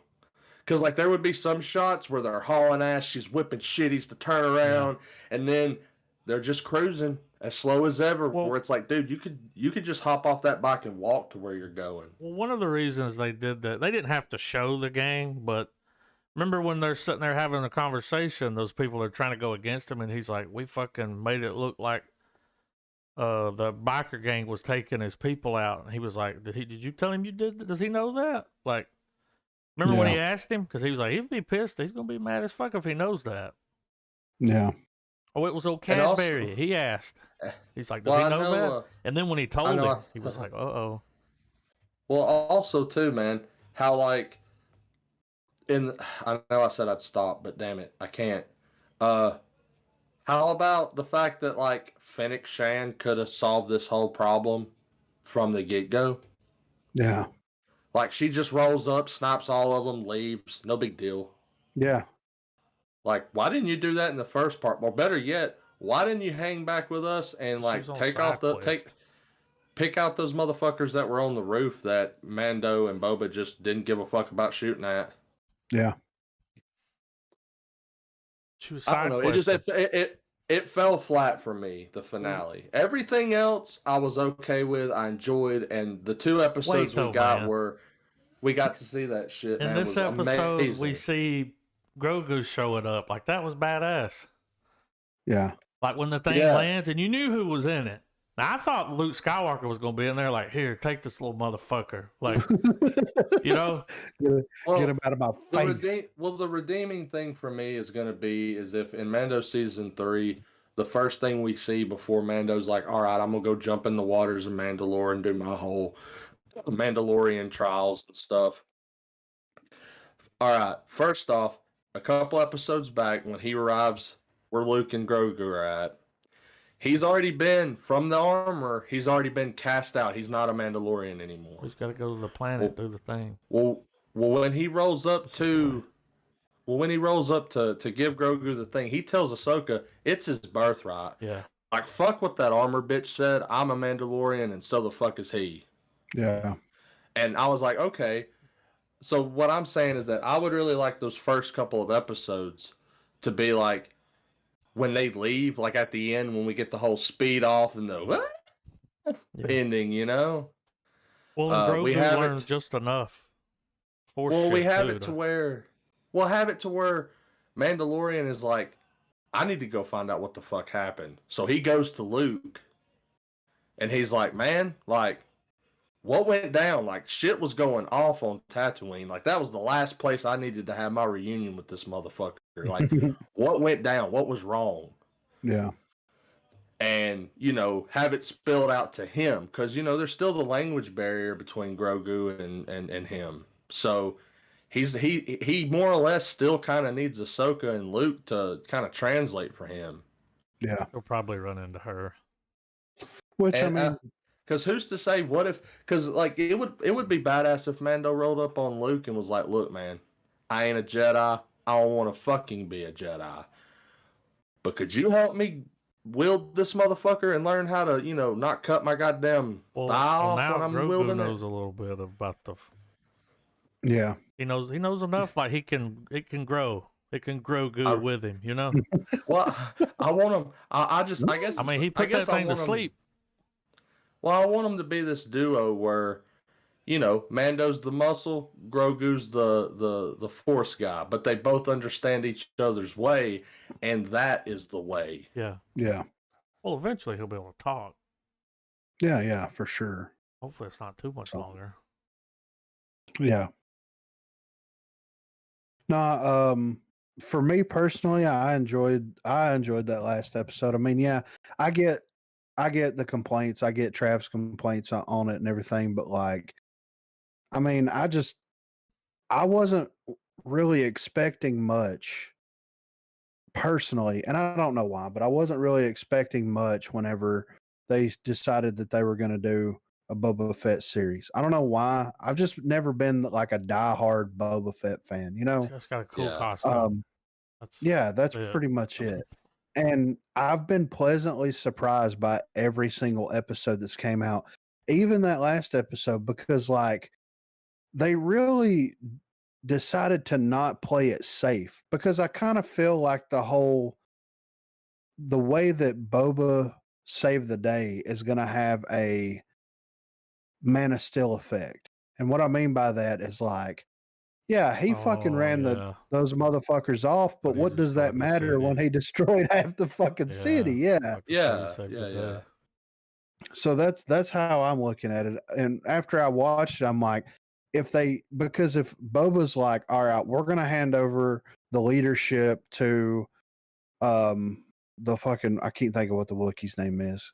But hand it over, because the way that he kind of implied it was that he was going to hand it over to him and the biker gang, and then they were going to go fuck off and do their own thing.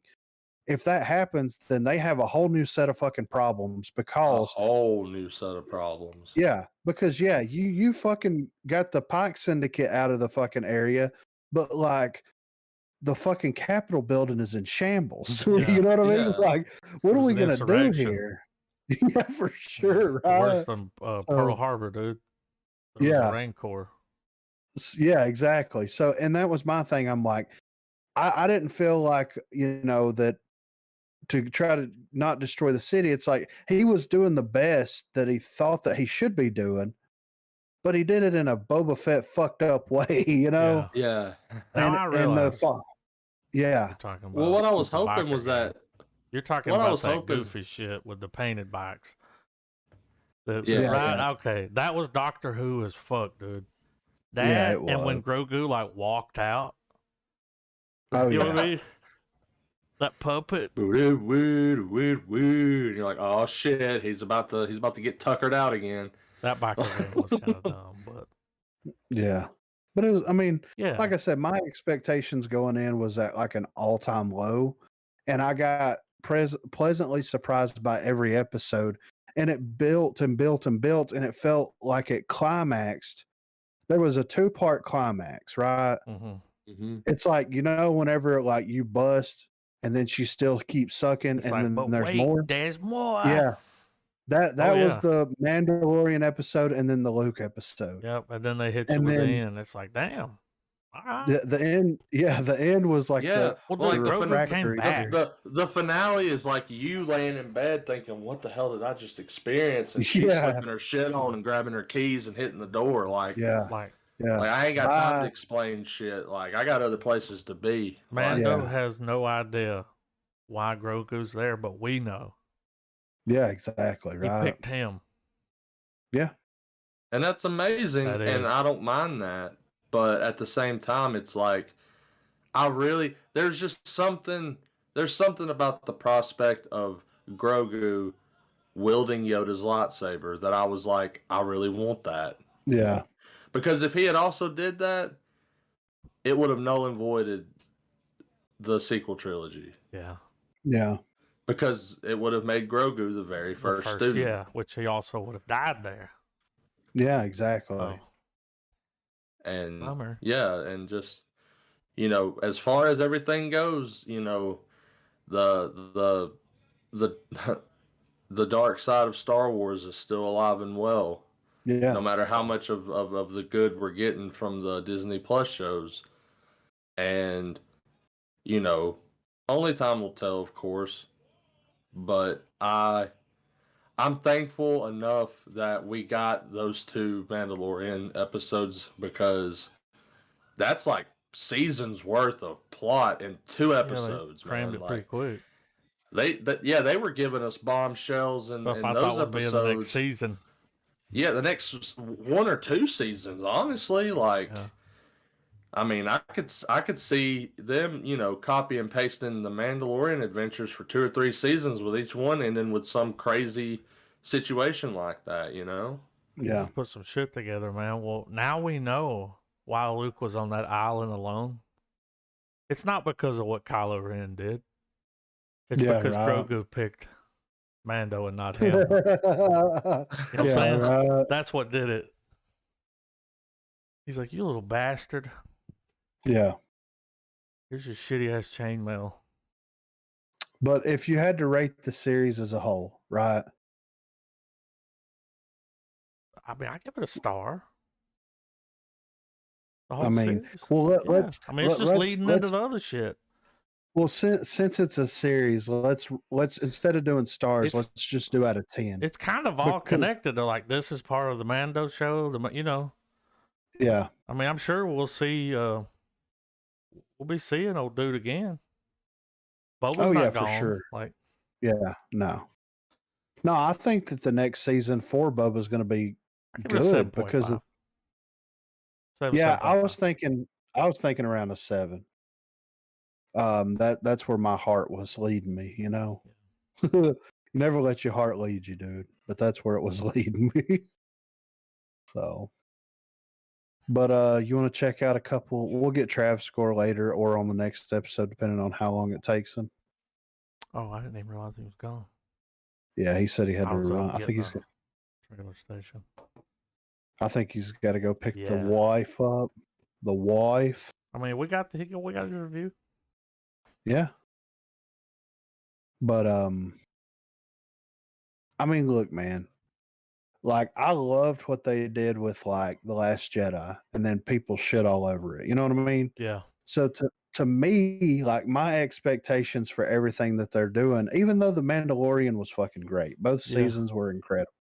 I heard The Bad Batch, incredible. Haven't watched it, but at the same time, like, my expectations for oh yeah, they're low. For Star Wars, so good, like. Yeah, because you weren't expecting like that, being like, well, it might be a pooper, like.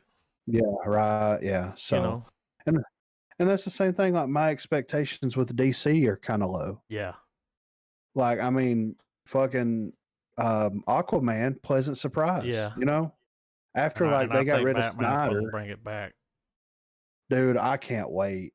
Yeah. And that was some movie news that I thought about bringing up, but I Pattinson said that he wants to do a Court of Owls film. Mm-hmm.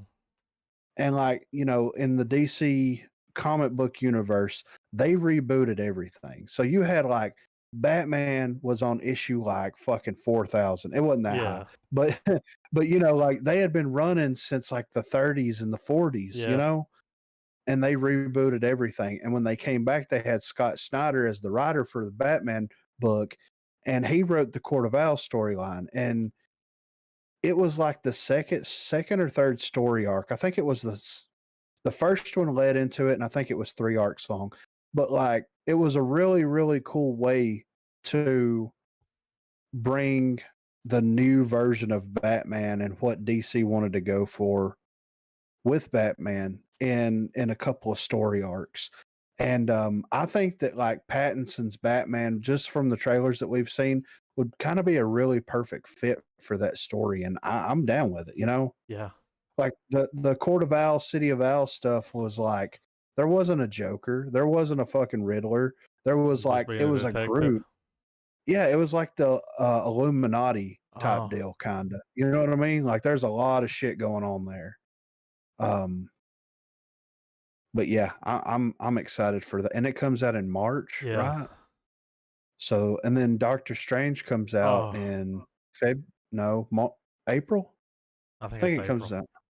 So we got March, April, and then I mean, dude, wait till you see this Doctor Moon Strange Knight trailer. Oh, I can't wait, man. Dude, there's new shit coming to light, dude. I can't wait. And then Moon Knight comes out in March. Yeah. Pretty sure. So, and I'm super excited for that series. So I'll find out when it is, because if we have enough time between now and then to throw another series in there, like a short series, you know. But anyway, I'm watching Moon Knight I mean, we got to do it on the pod, right? Yeah. I'm gonna watch it every week. To. Yeah, same for sure. So getting fast tracked. Yeah, fast track to Boogie Town. Mm-hmm. That's where I'm fast tracking it to. But I'm ready for trailers, man. I had to start us off with a little A24. Well, A24. Yeah, I have seen this trailer, by the way, I haven't but seen it's good. You'll see. This is Alex Garland. So the guy that did Ex Machina. Yeah. Hey, so dude, if that tells you anything. Didn't the house and Timecrimes kind of look like the house in Ex Machina? Yeah, it had that feel to it. Yeah, they broke the window. It kind of had the. Yeah. I was like, this looks like the same place they shot that. Yeah, right. Yeah. So. But yeah. Isn't that series Devs? Isn't that like 3 episodes? It's or short. 4? Yeah, it's Might be a able to work that in. It is. It's good, dude. I haven't watched it yet, and it's got fucking Ron Swanson in it, right? Yeah. Really cool idea. Now that was Alex Garland, right? Yeah. Good, dude. Yeah.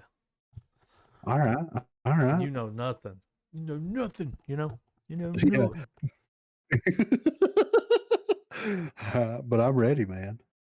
All right. 3, 2, 1, play. This is Man.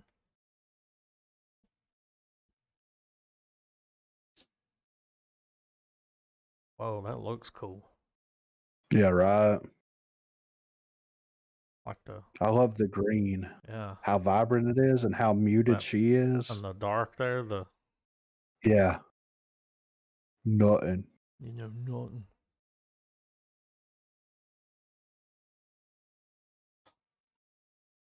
This is a cool way to do the trailer here.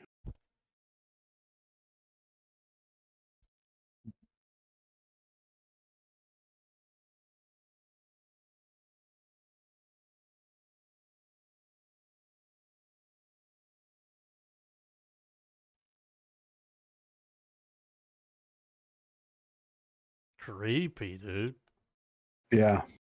Whoa, she turns around and it's dark.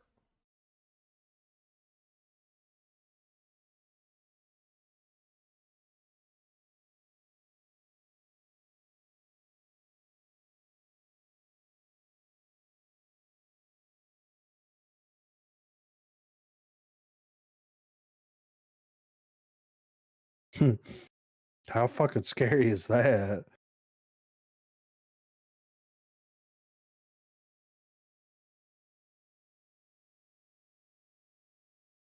Gives you nothing, dude. Nothing. Nothing. You'll know And nothing. yeah, you'll watch the trailer, you'll know nothing.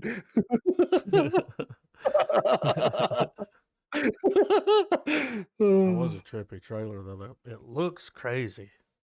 Yeah, Like, it that's the looks way it very looks. psychological, right? And I like how, you know, with Alex Garland's previous works, it's been very technology focused, Yeah, right? and that's like bare bones. Yeah, It's just lovely I'm bones over here, like. yeah, right. The lovely bones, you Yeah. know. So, Adam Project, is this about you? No. I've been waiting all night to I had make a that. movie in development, but we're gonna change the Oh, name okay. now. I got you. I got you. So they took this one. But yeah, I'm ready, man. All right, 3, 2, 1, play. Nah, you ain't ready. Can't wait to watch this.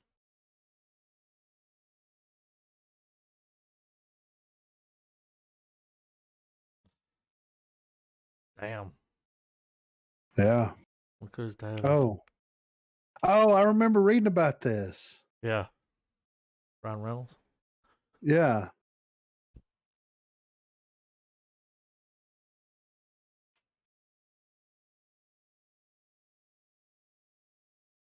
Yeah, now that you say that, I do remember talking about this on the podcast. Yeah.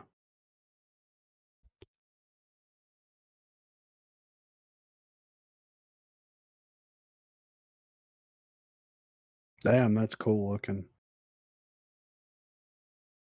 Something was coming in hot.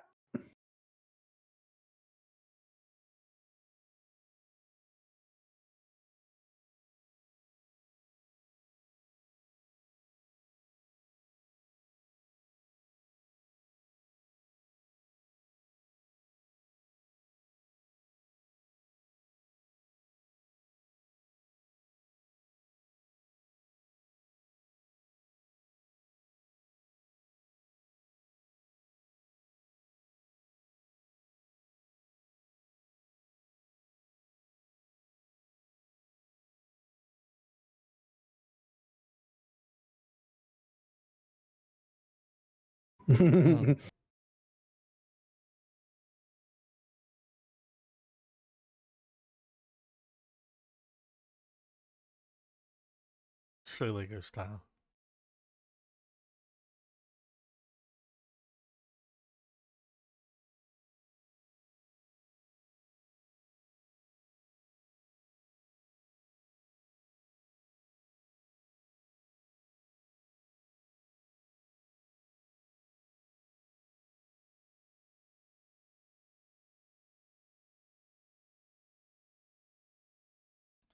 He's gonna have to go back and stop whatever his dad did because it's what fucked the future up.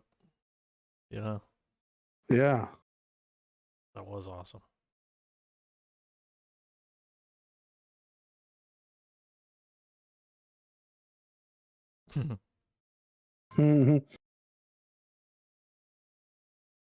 That's cool.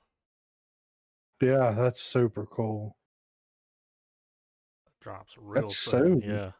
Yeah, we might have to do that on the pod, man. Ah, that looks good, man. This next trailer, does it have fucking It does. Jason Segel? Okay. Fly high, Jason Segel. Is he? I'm ready. It's also got a dude from Breaking Bad. Jonathan, Fucking. red hair. Oh, Yeah, he's gaining a little weight. yeah, he was in the fucking. Shot the kid. Yeah, what was his name? Red God shirt. damn it. It wasn't Trevor. Well, something like that. Yeah, it was something. Was it Travis? Possibly. It might have I'll been. look it up man. while you watch this trailer. All right. All right, I'm gonna count it. 3, 2, 1, play.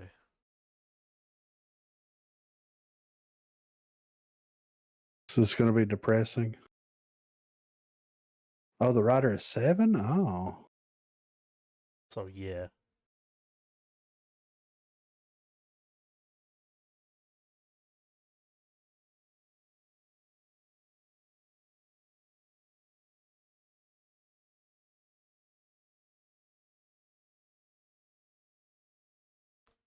Todd. Todd, that's Yeah. right. I knew it was a T.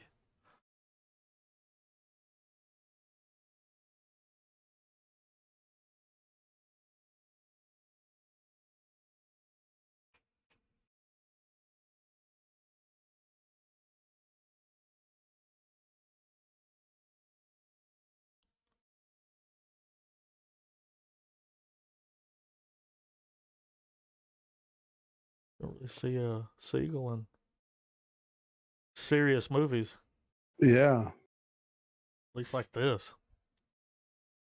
I think I've ever seen him hold a gun in a movie. Said you'll do nothing.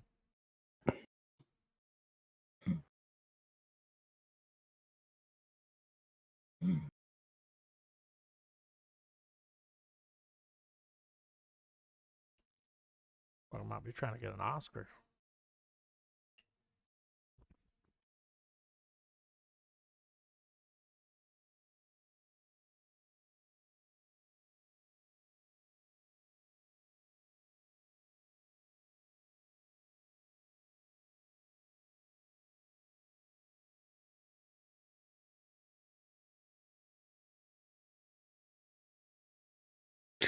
I mean, and that's coming out soon as fuck too. I want to watch that. There's no way that movie's as fast paced as that trailer, though. Nah, not at all, dude. And it looks like it's going to be not like really like technically stereotypical, but like the wife is going to find out about all the bullshit that the husband's been doing this whole time, and it's going to be them, Yeah. and it's like, whose side is Fighting she while they're going to trying to take? rob this dude. Yeah. So, Well, it looked like the dude was trying to cut a deal with her. yeah, right. So, I don't know, man. But then again, like, he could be in on it. Yeah. Like, the dude was like, Jason Segel, go stay at my fucking mountain house, Yeah. my mouse, So, Chip and Dale's coming back? I didn't even know this was a thing. Nah, dude. Rescue Rangers, man. Let's fucking peep this. Hope they have Monty in it. Let's see. Oh my God, right? 3, 2, 1, play. At Disney Uh-huh. Plus. Oh.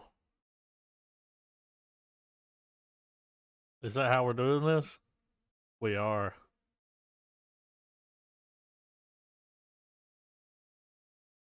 And then it got canceled. Dude, that was Paula That's Abdul and cool. that cat. The thing she was dancing with, that music video? Yeah. Holy shit, dude. This is awesome.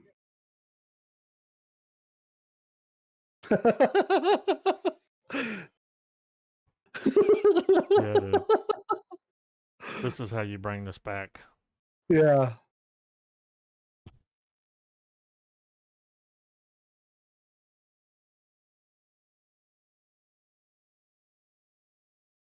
The lonely.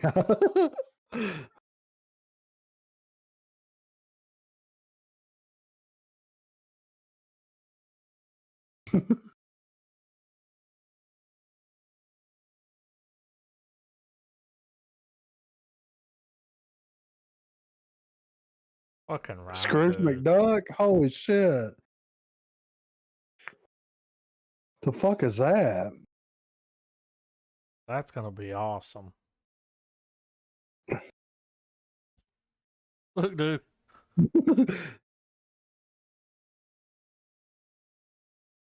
Seth Rogen.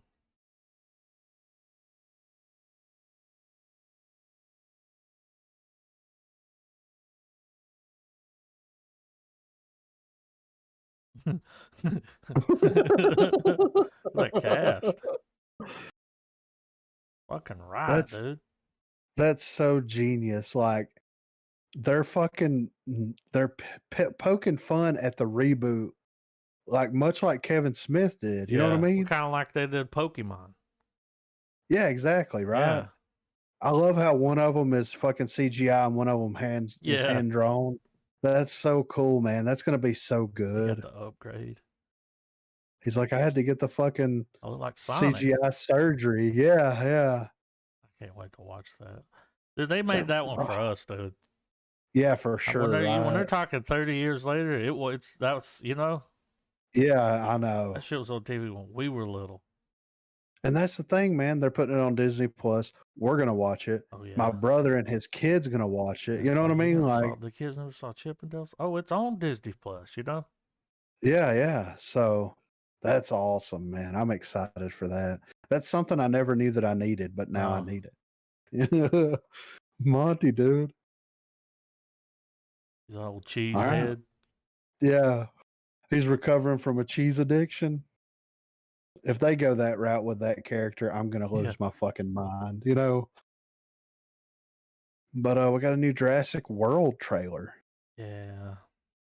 I haven't even watched the last one. I think I saw they've done two, right? Yeah, I saw the yeah. first one. Yeah, I saw the first one as well. And I thought it was good. It was all right, but it didn't pull me in. It hadn't pulled me into the second one yet. No, but this one I think they're bringing some legacy back, right? I think so. I think They're fucking gonna make me watch Brundlefly. the second one. Yeah, Sam He's gonna be like, Neill. the thing here, Yeah, his little theory with the give me the water. It's like, yeah, slow down, dude. You might be able to get some words out. yeah, for real. Come on, Think man. about it. All right. I'll see here. 3, 2, 1, play. That is a classic scene, though. Yeah. You gotta go. You gotta go. The thing. Yeah. Okay. Yeah, something happened in the second one. I don't know. I remember he like had pet raptors, blue, Yeah. red, Yeah, turquoise. purple. Yeah. So they're using them for work. Yeah, they're like, fucking pay your dues, bitch. It looks like they're creeping up on like the real world. Yeah. Oh, dude, they've made their way back. Yeah.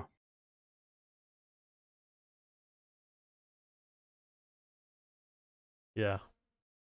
They're in the U.S. Yeah, they're in fucking Oregon. Yeah.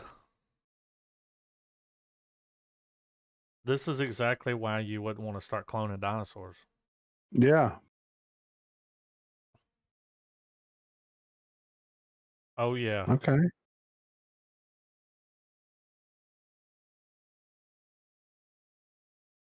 Bust my balls, did you? Oh, yeah.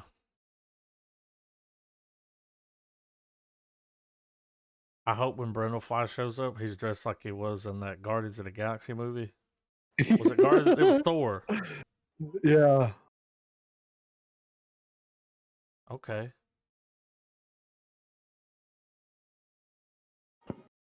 Dude, that is nutty, the dinosaurs being like, here. Yeah. Oh.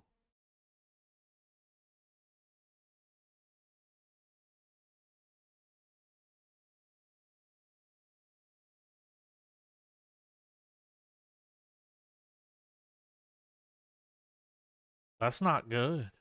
Like, No.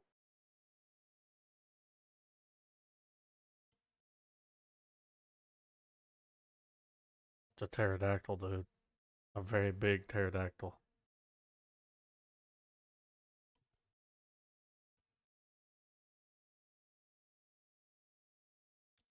They sure are showing a lot in this trailer.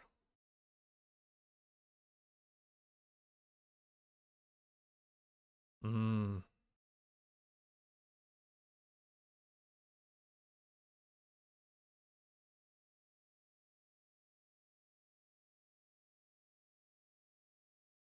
I'm interested. So I'm guessing they got out in the second one, like they always do, and they somehow got on a boat and traveled traveled to other parts of the fucking world, and now they're trying to round them up. Mother Nature always finds a way. Yeah, Brundlefly's like, we can't. They were not supposed to leave the island. Yeah, what? So he's like, this goes I'm back excited. to my original point. Yeah, that was like in '93, which was like 20 years ago. So. But I'm excited. Nope. We finally get this. Remember Isn't the teaser? The trailer for the trailer? Yeah, it was like next week we dropped the trailer. It was like, I have seen this trailer too. I made Marina watch it, and it looks Jordan Peele as fuck, Yeah. But yeah, all right. I'm ready, man. 3, 2, 1, play.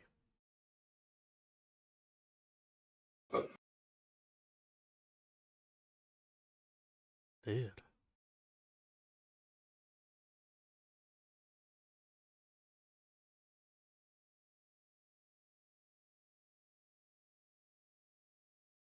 Wacky inflatable arm, oh man.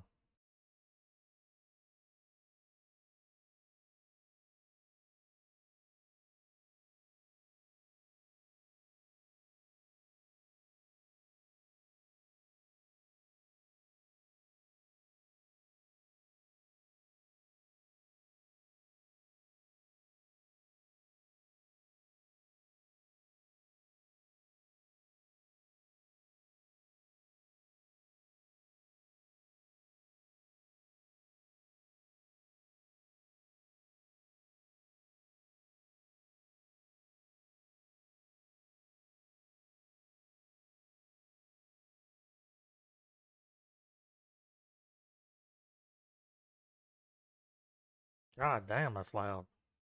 Yeah, right.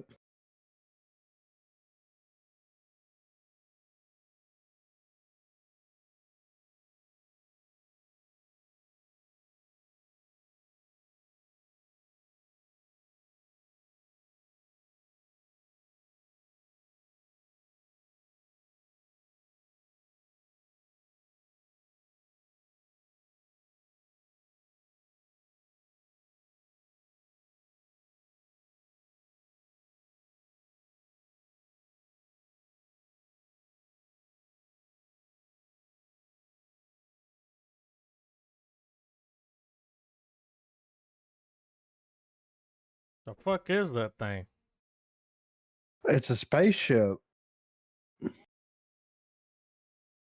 It's like his version of like Signs or something, right? Yeah. Oh, something like that based in his kind of world. Yeah, That's yeah. gonna be trippy. Yeah, right. It looks fucking great, man. I like that they brought the dude from Get Out. Dude, he's fucking great, Yeah. His facting is so good. Yeah. Like whenever he was on that fucking commercial set, he looked like he was did not want to be there. Yeah, he was fed up with it, dude, for sure. So it looks, and I love how they don't show you anything, but everybody's looking at something, It's big. You'll watch the trailer, you'll know nothing. Yeah. So, but Father Stu, we got fucking Mock. What? I think Mel Gibson's in this movie too. Yeah, I think so, right? I think he plays his dad, right? Or that was. I'm not sure. No. I think that was that movie with fucking. Where he's the judge? I don't know. It was a comedy. Stepfather? Oh, yeah. Or Stepdad? Yeah. Yeah. A funny movie, him and Will Ferrell. Yeah, yeah. But I'm ready. All right, 3, 2, 1, play. I watched both of those. They're really good. I've seen a little bit of the first one, but they're funny.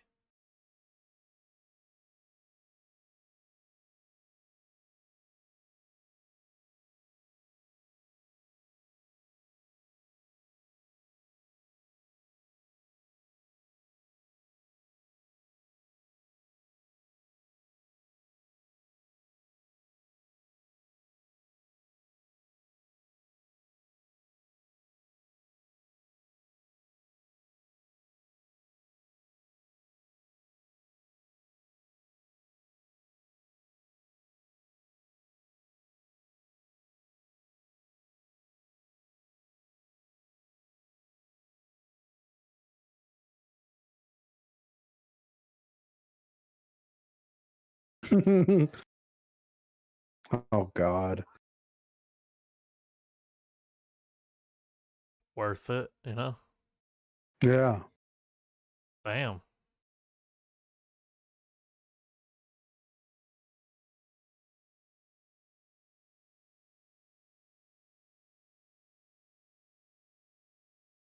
Is he gonna become a priest?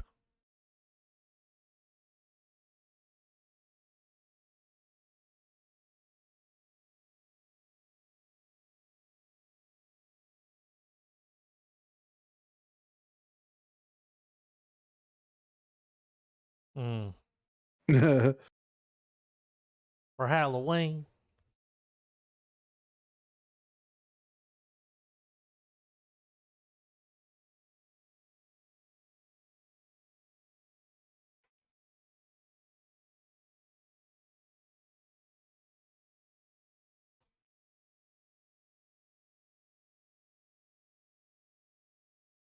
Holy shit.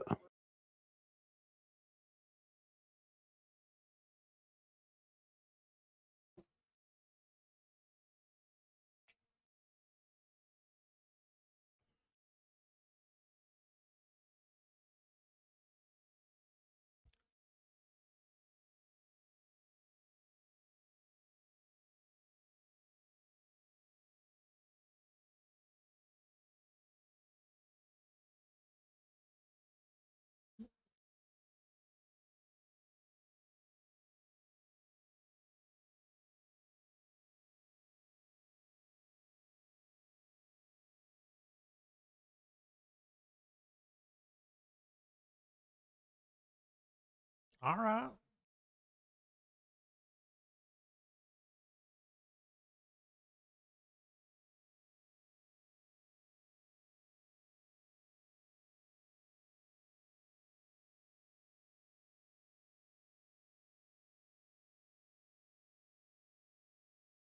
Acting his ass off, ain't he?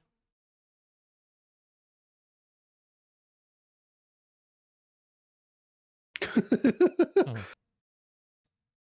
I mean, I kind of want to watch it, dude. It looks Yeah. good. It looks fucking He's really acting his good. ass off in that trailer. Yeah. And fucking, it looks like the Gibson, man. Yeah. Like, this might be a return to form for him, you know? So, all right, we got some Stephen King coming at us, streaming and in theaters on Peacock. Remember this had what's her name in it, right? Yeah. The original. Drew Barrymore? Drew Barrymore. Yeah. Oh yeah. But I'm ready. All right. 3, 2, 1, play.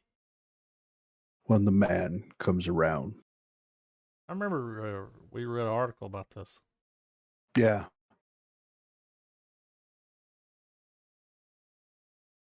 We have fun.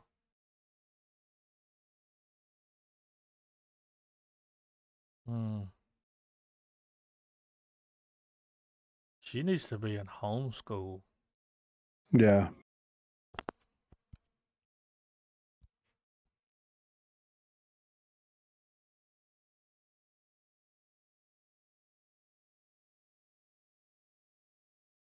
I like discount Zac Efron.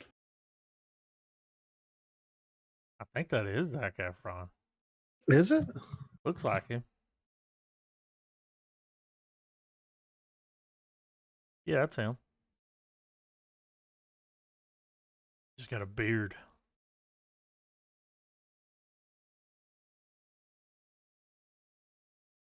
I like the way they did that with the paint on the wall starting to cook. Yeah. Yeah.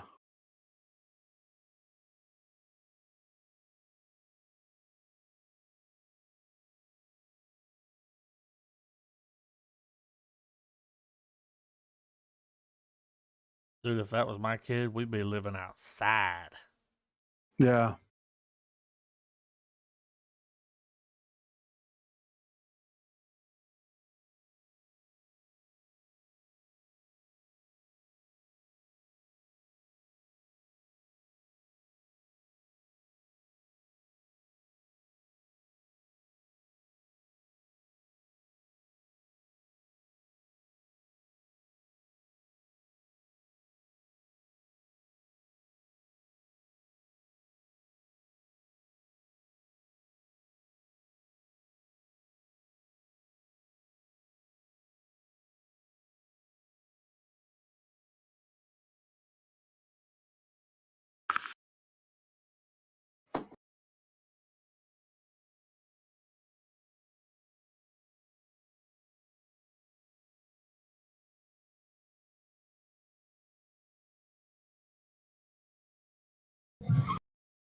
Woo!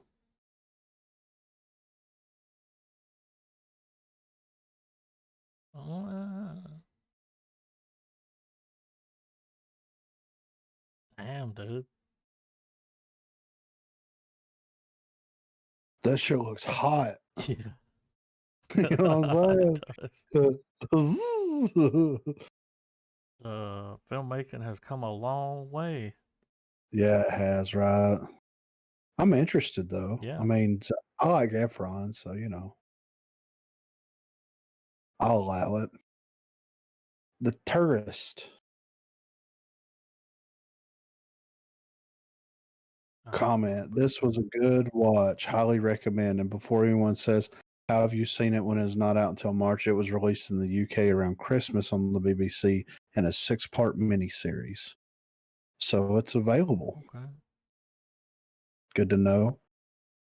Oh, it's coming to HBO Max. Okay. All right. Let's check it 3, out. 2, 1, play.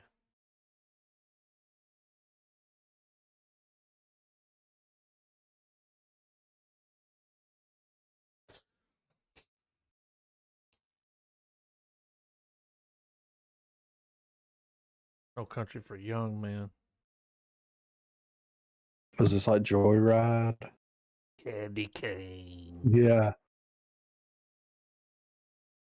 You don't know who the fuck he is. Ooh. Memento. Yeah.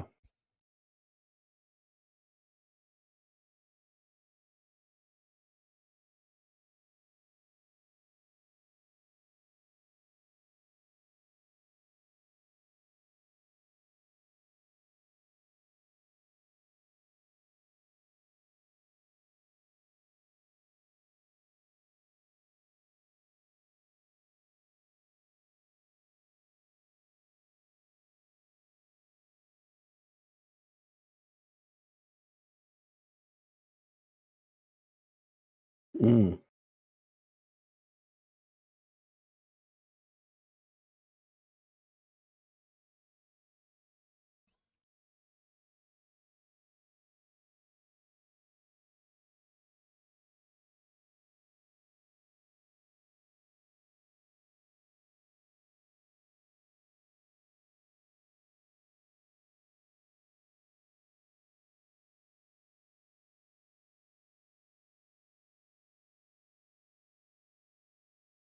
Damn.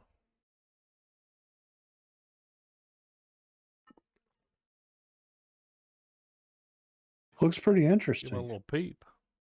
Yeah, right.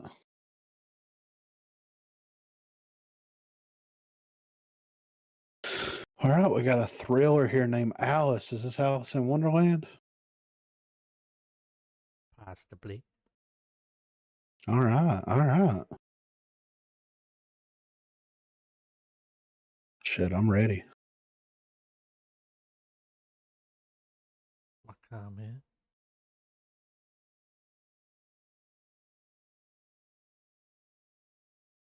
All right, 3, 2, 1, play.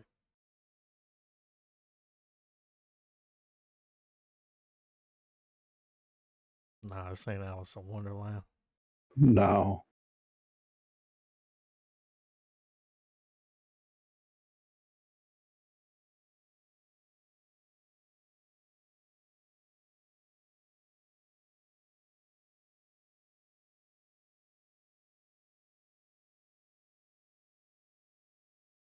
Oh. Oh. Whoa, shit. It's like The Village, dude. Yeah.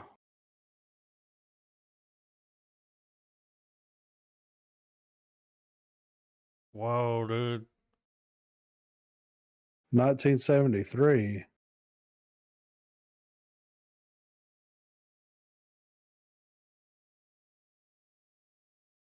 Crazy idea Yeah. for a movie.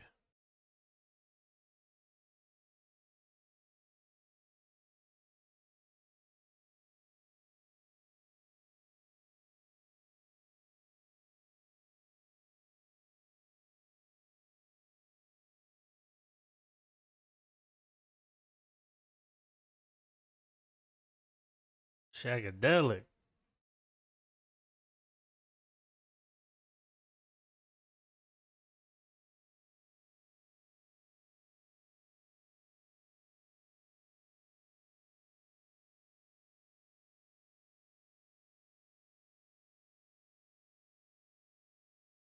Oh shit, dude. So she's going full fucking. She is, dude. Tarantino on his ass. Yeah. Fucking right. Alice Unchained. Yeah.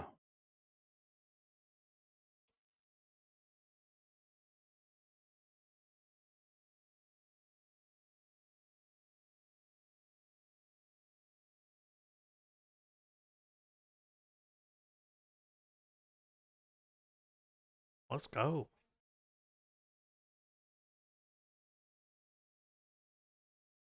That's not bad looking. You know what I'm saying? That's a fucking crazy idea. Yeah, dude. But Well, hey, she stepped man. out there and it's like, wait a minute.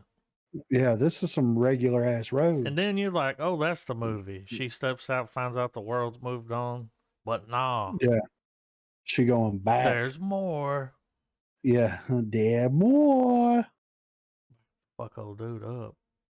Yeah, right. He's like, where'd you go? She's like, I got about 4 or 5 miles off the prop. Truck almost hit me. Yeah. Common almost hit me. Yeah. What's coming? All right, we got a teaser, another teaser trailer for Lord of the Rings. This one actually shows something, I think. Hey, I Oh, found okay. out. Remember that one that we watched where it does the name? Yeah. That was real. Oh, really? Yeah, they actually poured like the mold and filmed it. Oh, that's Yeah, I fucking saw cool. a video of them making it, and I was like, oh, that makes that even better. Like, Yeah, for real, right? it looks That's CGI. awesome. Yeah. Let's people. Let's see here. 3, 2, 1, play.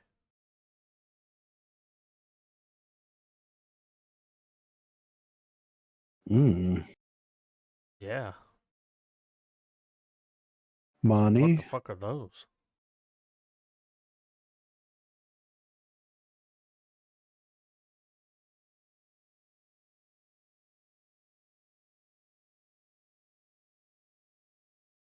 Well, it looks good.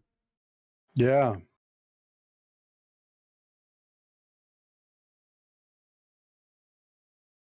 Look like the dude from look like old Sully from Game of Thrones.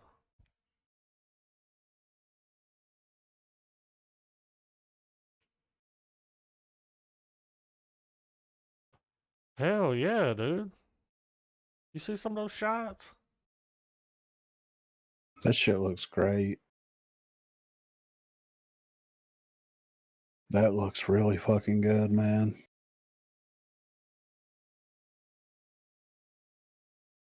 I didn't know we were spending that kind of money. Yeah, right.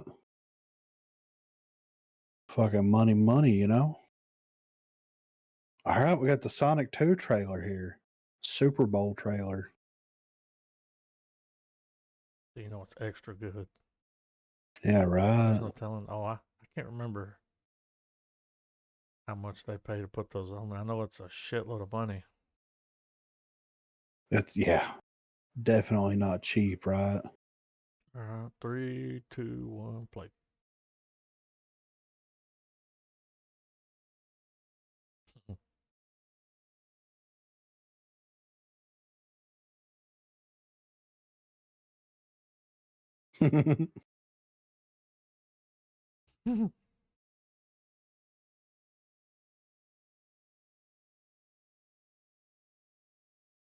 No way.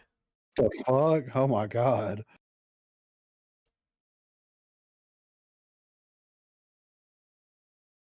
Man.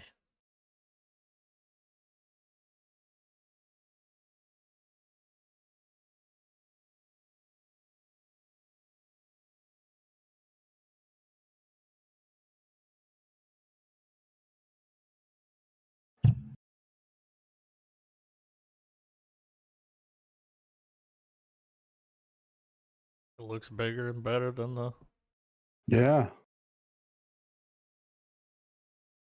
They didn't show Idris Elba speak, did they? No, I think they're holding off on that. So we got a fucking documentary up next. No, this is that show that Will Ferrell and Adam McKay split up over. Oh, okay. Yeah, All right. where he let John C. Reilly have the role. Yeah. And it ended a friendship. And a damn near, I'd say, 25-year Probably longer, dude. partnership? Like, They worked together on SNL, right? yeah, that's where they met. So, I mean, yeah. At least that's what was said that happened. I don't know. But when you see Riley playing the part, good choice. Yeah, you're like, All right, 3. I like this comment. What you got? This series looks better than this year's Lakers actual season. All right. All right. 3, 2, 1, play.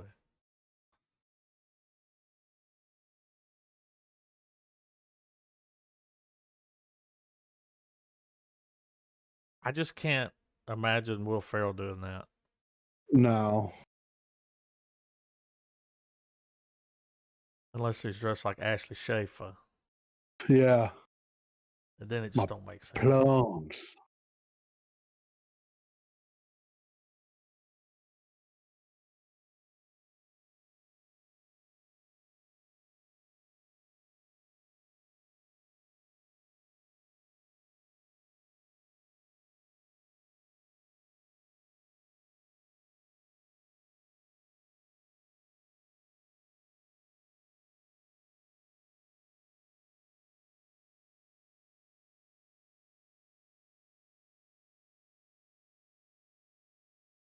Magic Johnson. Oh, is that why they call him Magic Johnson? Yeah.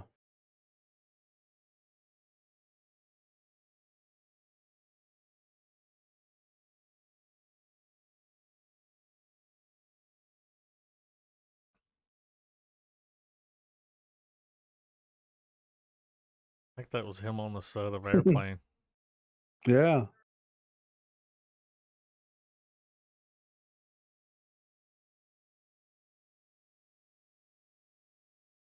Black dude looks familiar.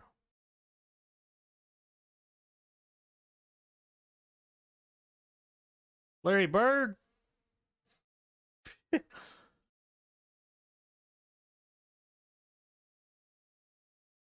didn't know Larry Bird was a hillbilly.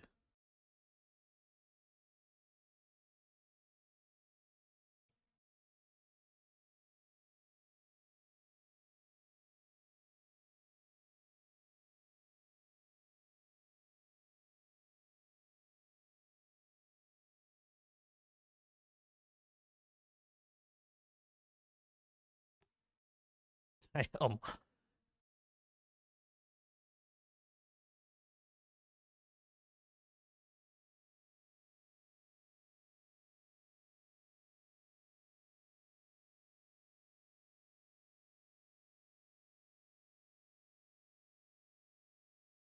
That looks way better than Don't Look Up. Yeah, I really want to see that, man. I love the style. Yeah. I love the look. Oh my God, dude.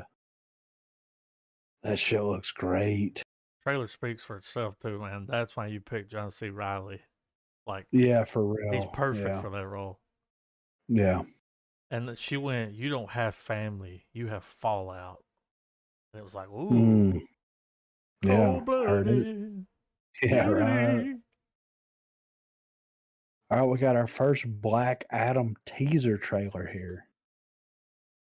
I guess this was Super Bowl stuff, right? Yeah, I think so. I think so. 3, 2, 1, play.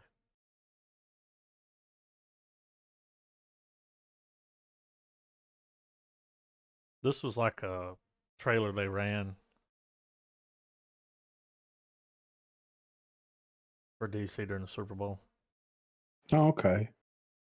So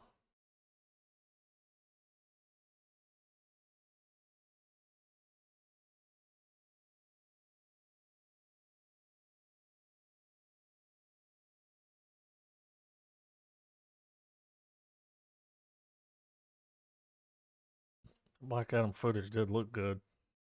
Yeah.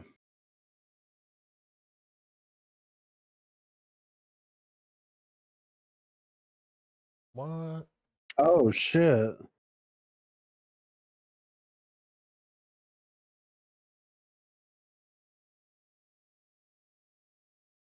I'm in. Oh.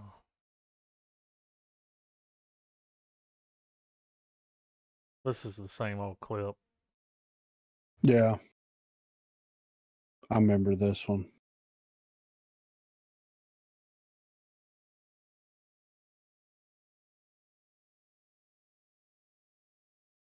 Who's that thing he's fighting? Dude with the wig suit.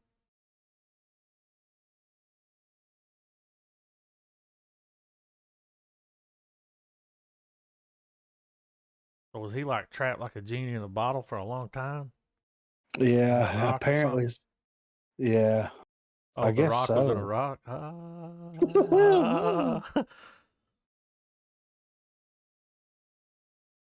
Damn. Samoans, dude. Dude, he just caught a bullet. No big deal.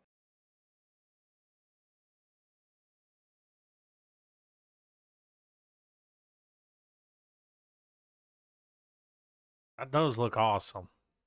It really does. I mean, it might be the best thing The Rock's ever done, except Oh. for Pain and Gain. Yeah. I mean, you know, Pain and Gain is gonna be hard to beat for me, but for you know. sure. All right, we got the Moon Knight Super Bowl trailer. I'm excited for this. The buzz about this is huge. Yeah, right.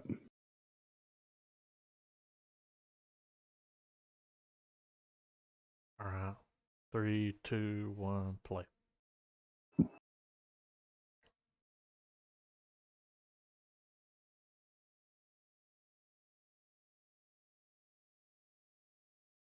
Like this, Mark?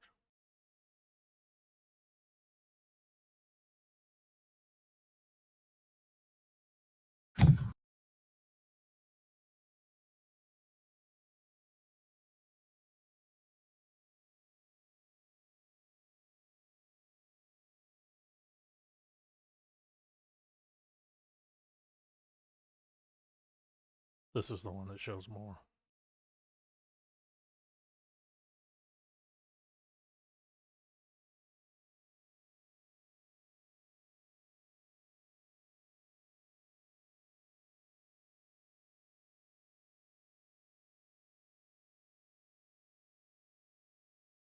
This dude's gonna kill it, man. Yeah, he is.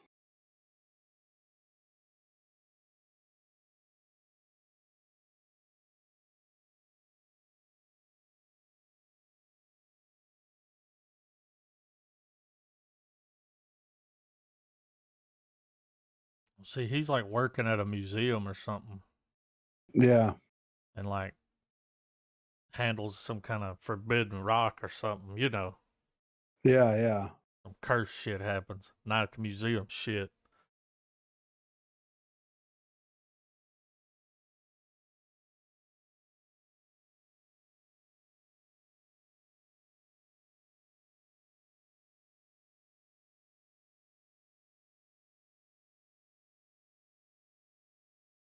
Log cabin.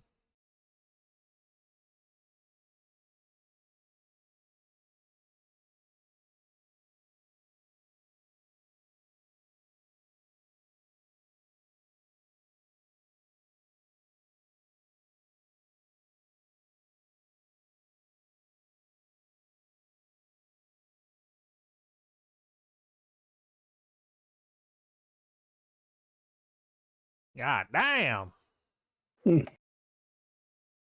March the 30th. God, that looks so good, man. I can't fucking wait. All right, and this is what we all been waiting for, right? Doctor Strange Here we trailer. go. Let's fly out there, bro. Let me get my comment in. Well, they'll have them turned off. Mm. Oh, they're on.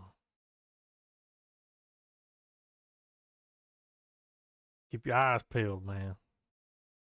Oh, I'm peeping. I'm All right. peeping. 3, 2, 1, play. Because it all happens so fast.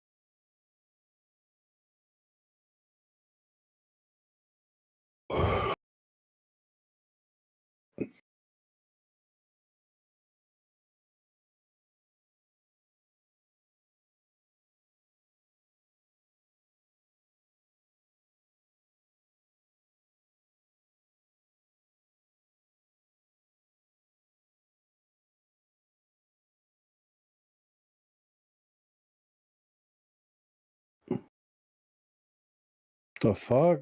Mm-hmm. Mm-hmm.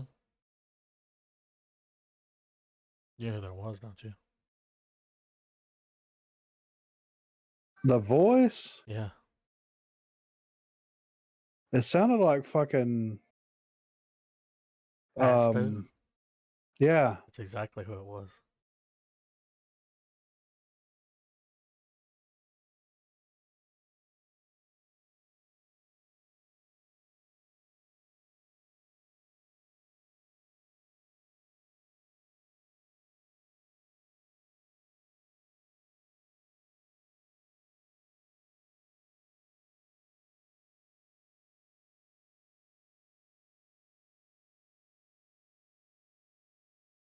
The fuck, man?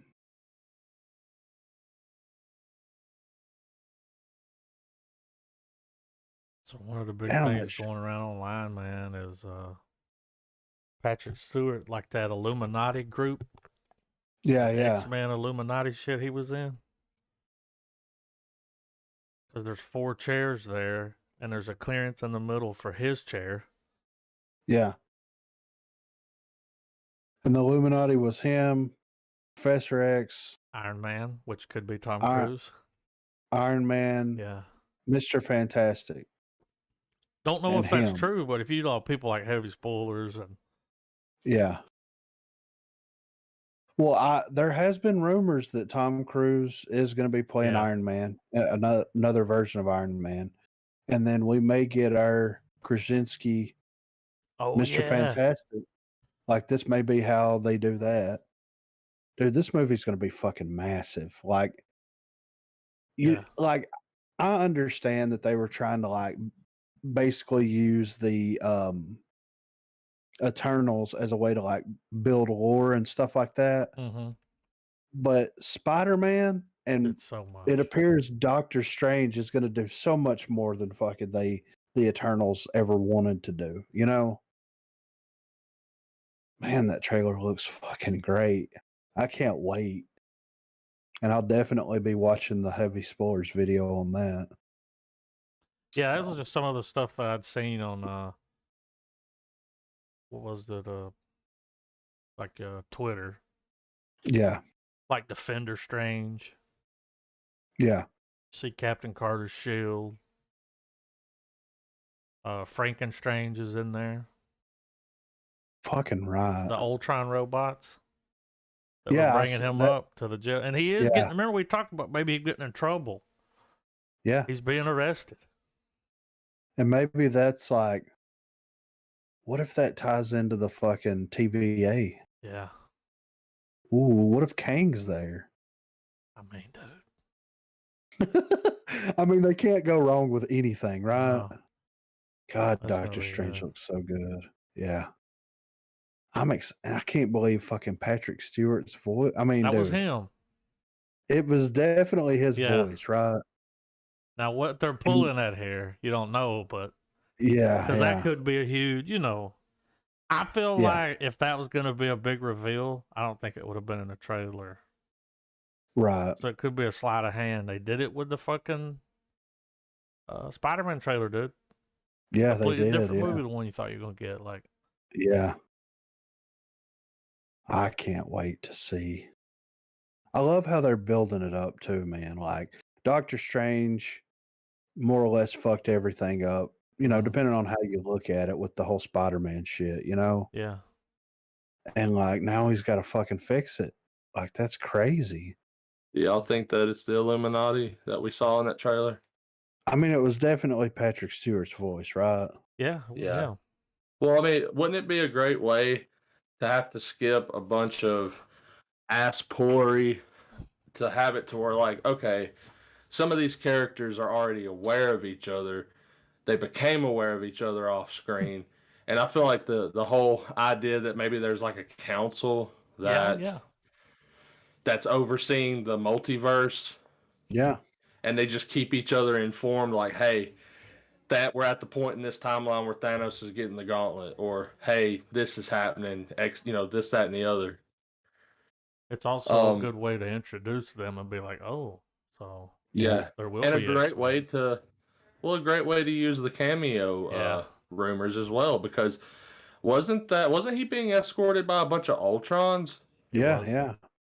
Who's to say that wasn't the Iron Legion that I think that's what it is, and they're Yeah. well on the Illuminati thing. One of those would be Iron Man, Yeah. maybe Tom And- Cruise. Yeah. Dude, can you imagine seeing Tom Cruise in fucking Iron Man's? Like, what? Yeah. Well, not even that. Seeing him as possibly the variant of Iron Man, that even though he's part of the Illuminati right now, who's to say he's not one of the iterations of Iron Man that becomes Kang? Yeah. I mean, one dude. of the things that I'd watched was talking to, like with the Illuminati Iron Man suit, there's no mask, helmet, the face is open. So yeah, it's like it's perfect covering for his Tom forehead Cruise. and his it's like covering his forehead Yeah. and his cheeks, right? Uh-huh. Yeah, you get the face time Yeah. that Tom Cruise would obviously require to be in your movie. Oh yeah. Yeah. That's fucking He's cool, all man. gas, no brakes. Yeah. I'm doing my own stunts. I'm getting on the Iron Man suit. well, what would be really good is if, this movie kind of be the bookend to the multiverse timeline. Yeah. I know that like Loki would continue on in some respect, but I think the movie could be written in a way to where it's like, okay, multiverse event happened, it's over with. They're We don't gonna have go to all drag out. this out. Yeah. We don't have to drag this out for 5-6 years over 10 to 11 movies and whatnot. Like I feel like they're able. I feel like they've like Marvel and Feige and his team of people that he gets to do these films.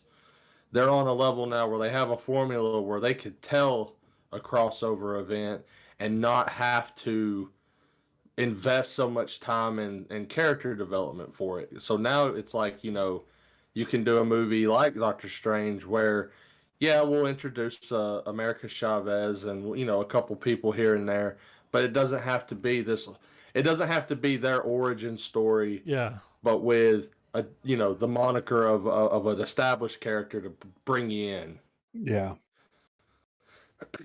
He even said that with like he's like, we did the last 10 years was so we could make movies like this, like the Spider-Man movie, Doctor Strange. Like now we could do that. It would be interesting if perhaps maybe even without us having to necessarily get the House of M storyline, which was already kind of loosely adapted for WandaVision, who's to say Patrick Stewart, have his iteration of Professor X, whichever variant that may be, because he doesn't necessarily have to be the one we've been seeing all this time. Yeah. What if he is someone that's there and he's like, I'm very much aware of who Wanda Maximoff is, because in my universe, she got rid of the mutants. and we get a condensed House of M explanation from his universe. That all that went down, and it's like, like he's like, you guys really don't, like, don't.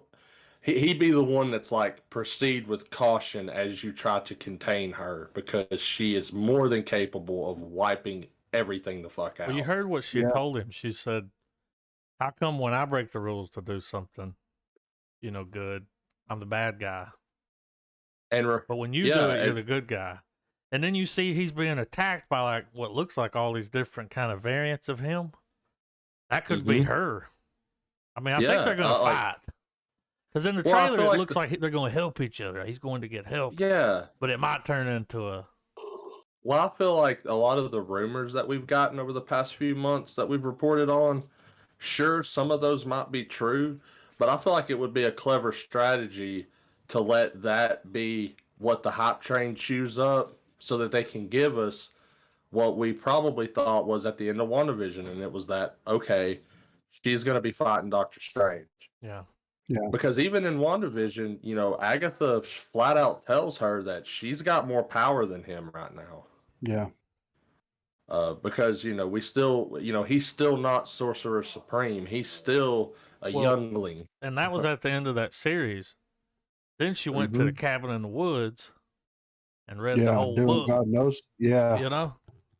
Well, how many of these scenes that we've seen how many of the clips we've seen where we've seen the characters, because they establish one thing that Wanda and Doctor Strange are able to do, and that's astrally project. They can be at two places at once. Who's to say that one or the other is not fucking with one or the other, like really fucking hard? Yeah.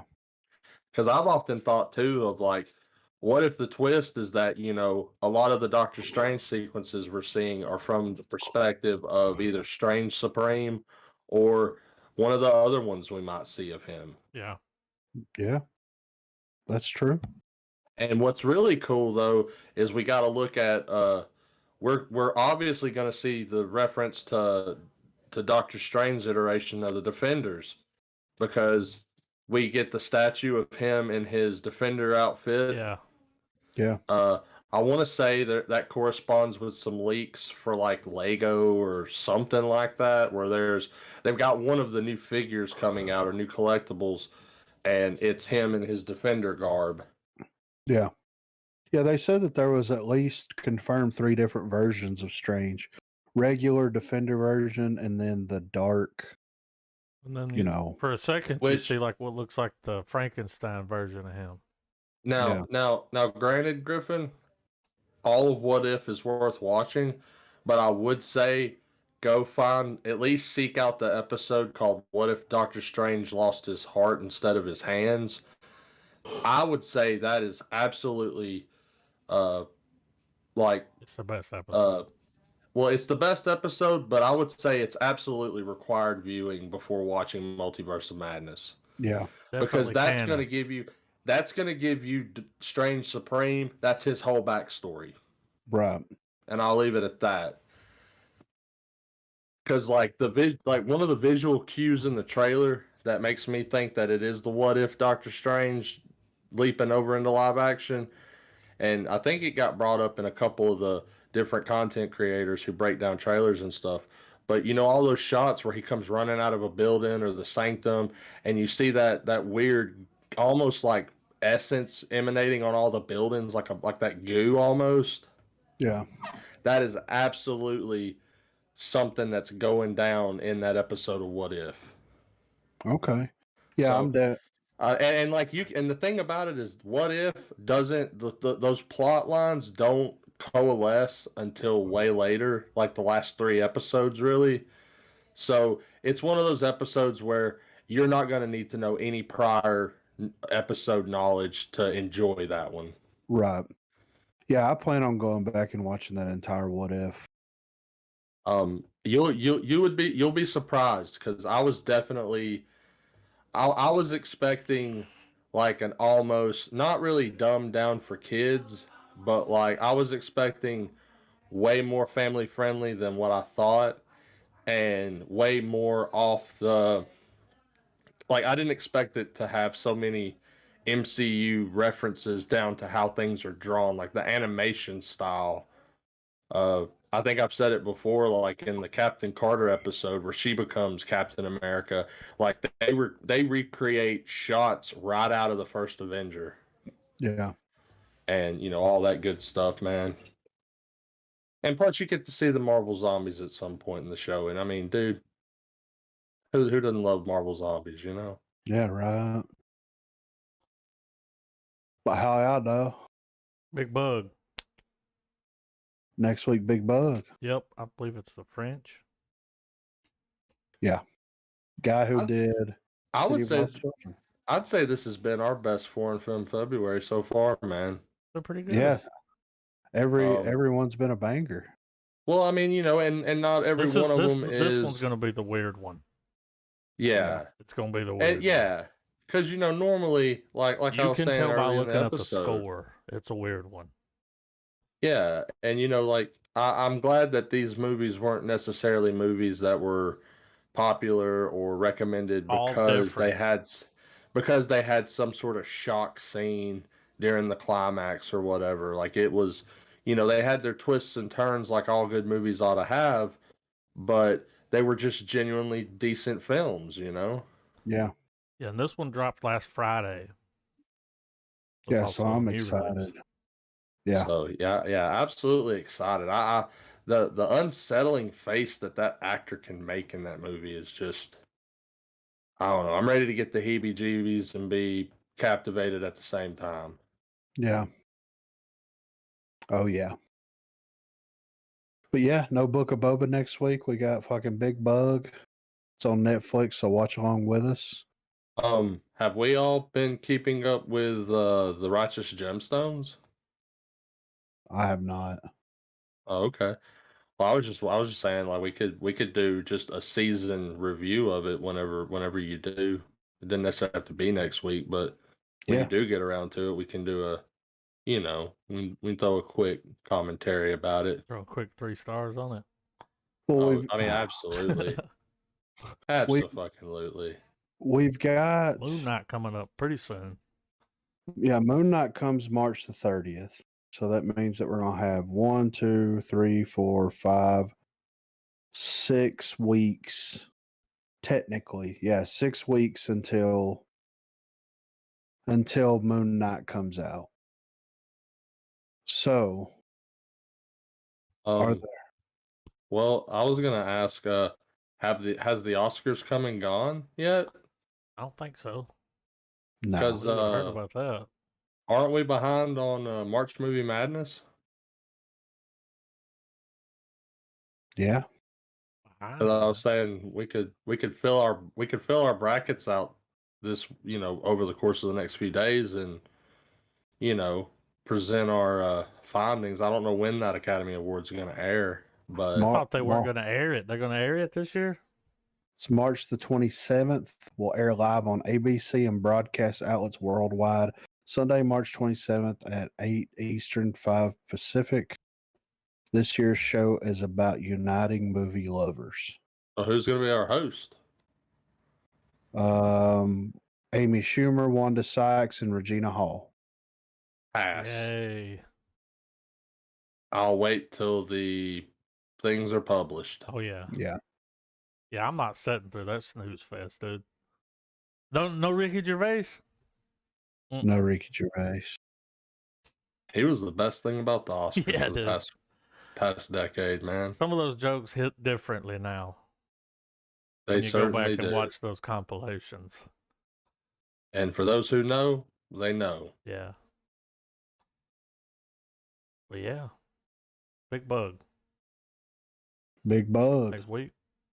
Big Worm. Yeah. I mean, Big Perm. Checks in the mail.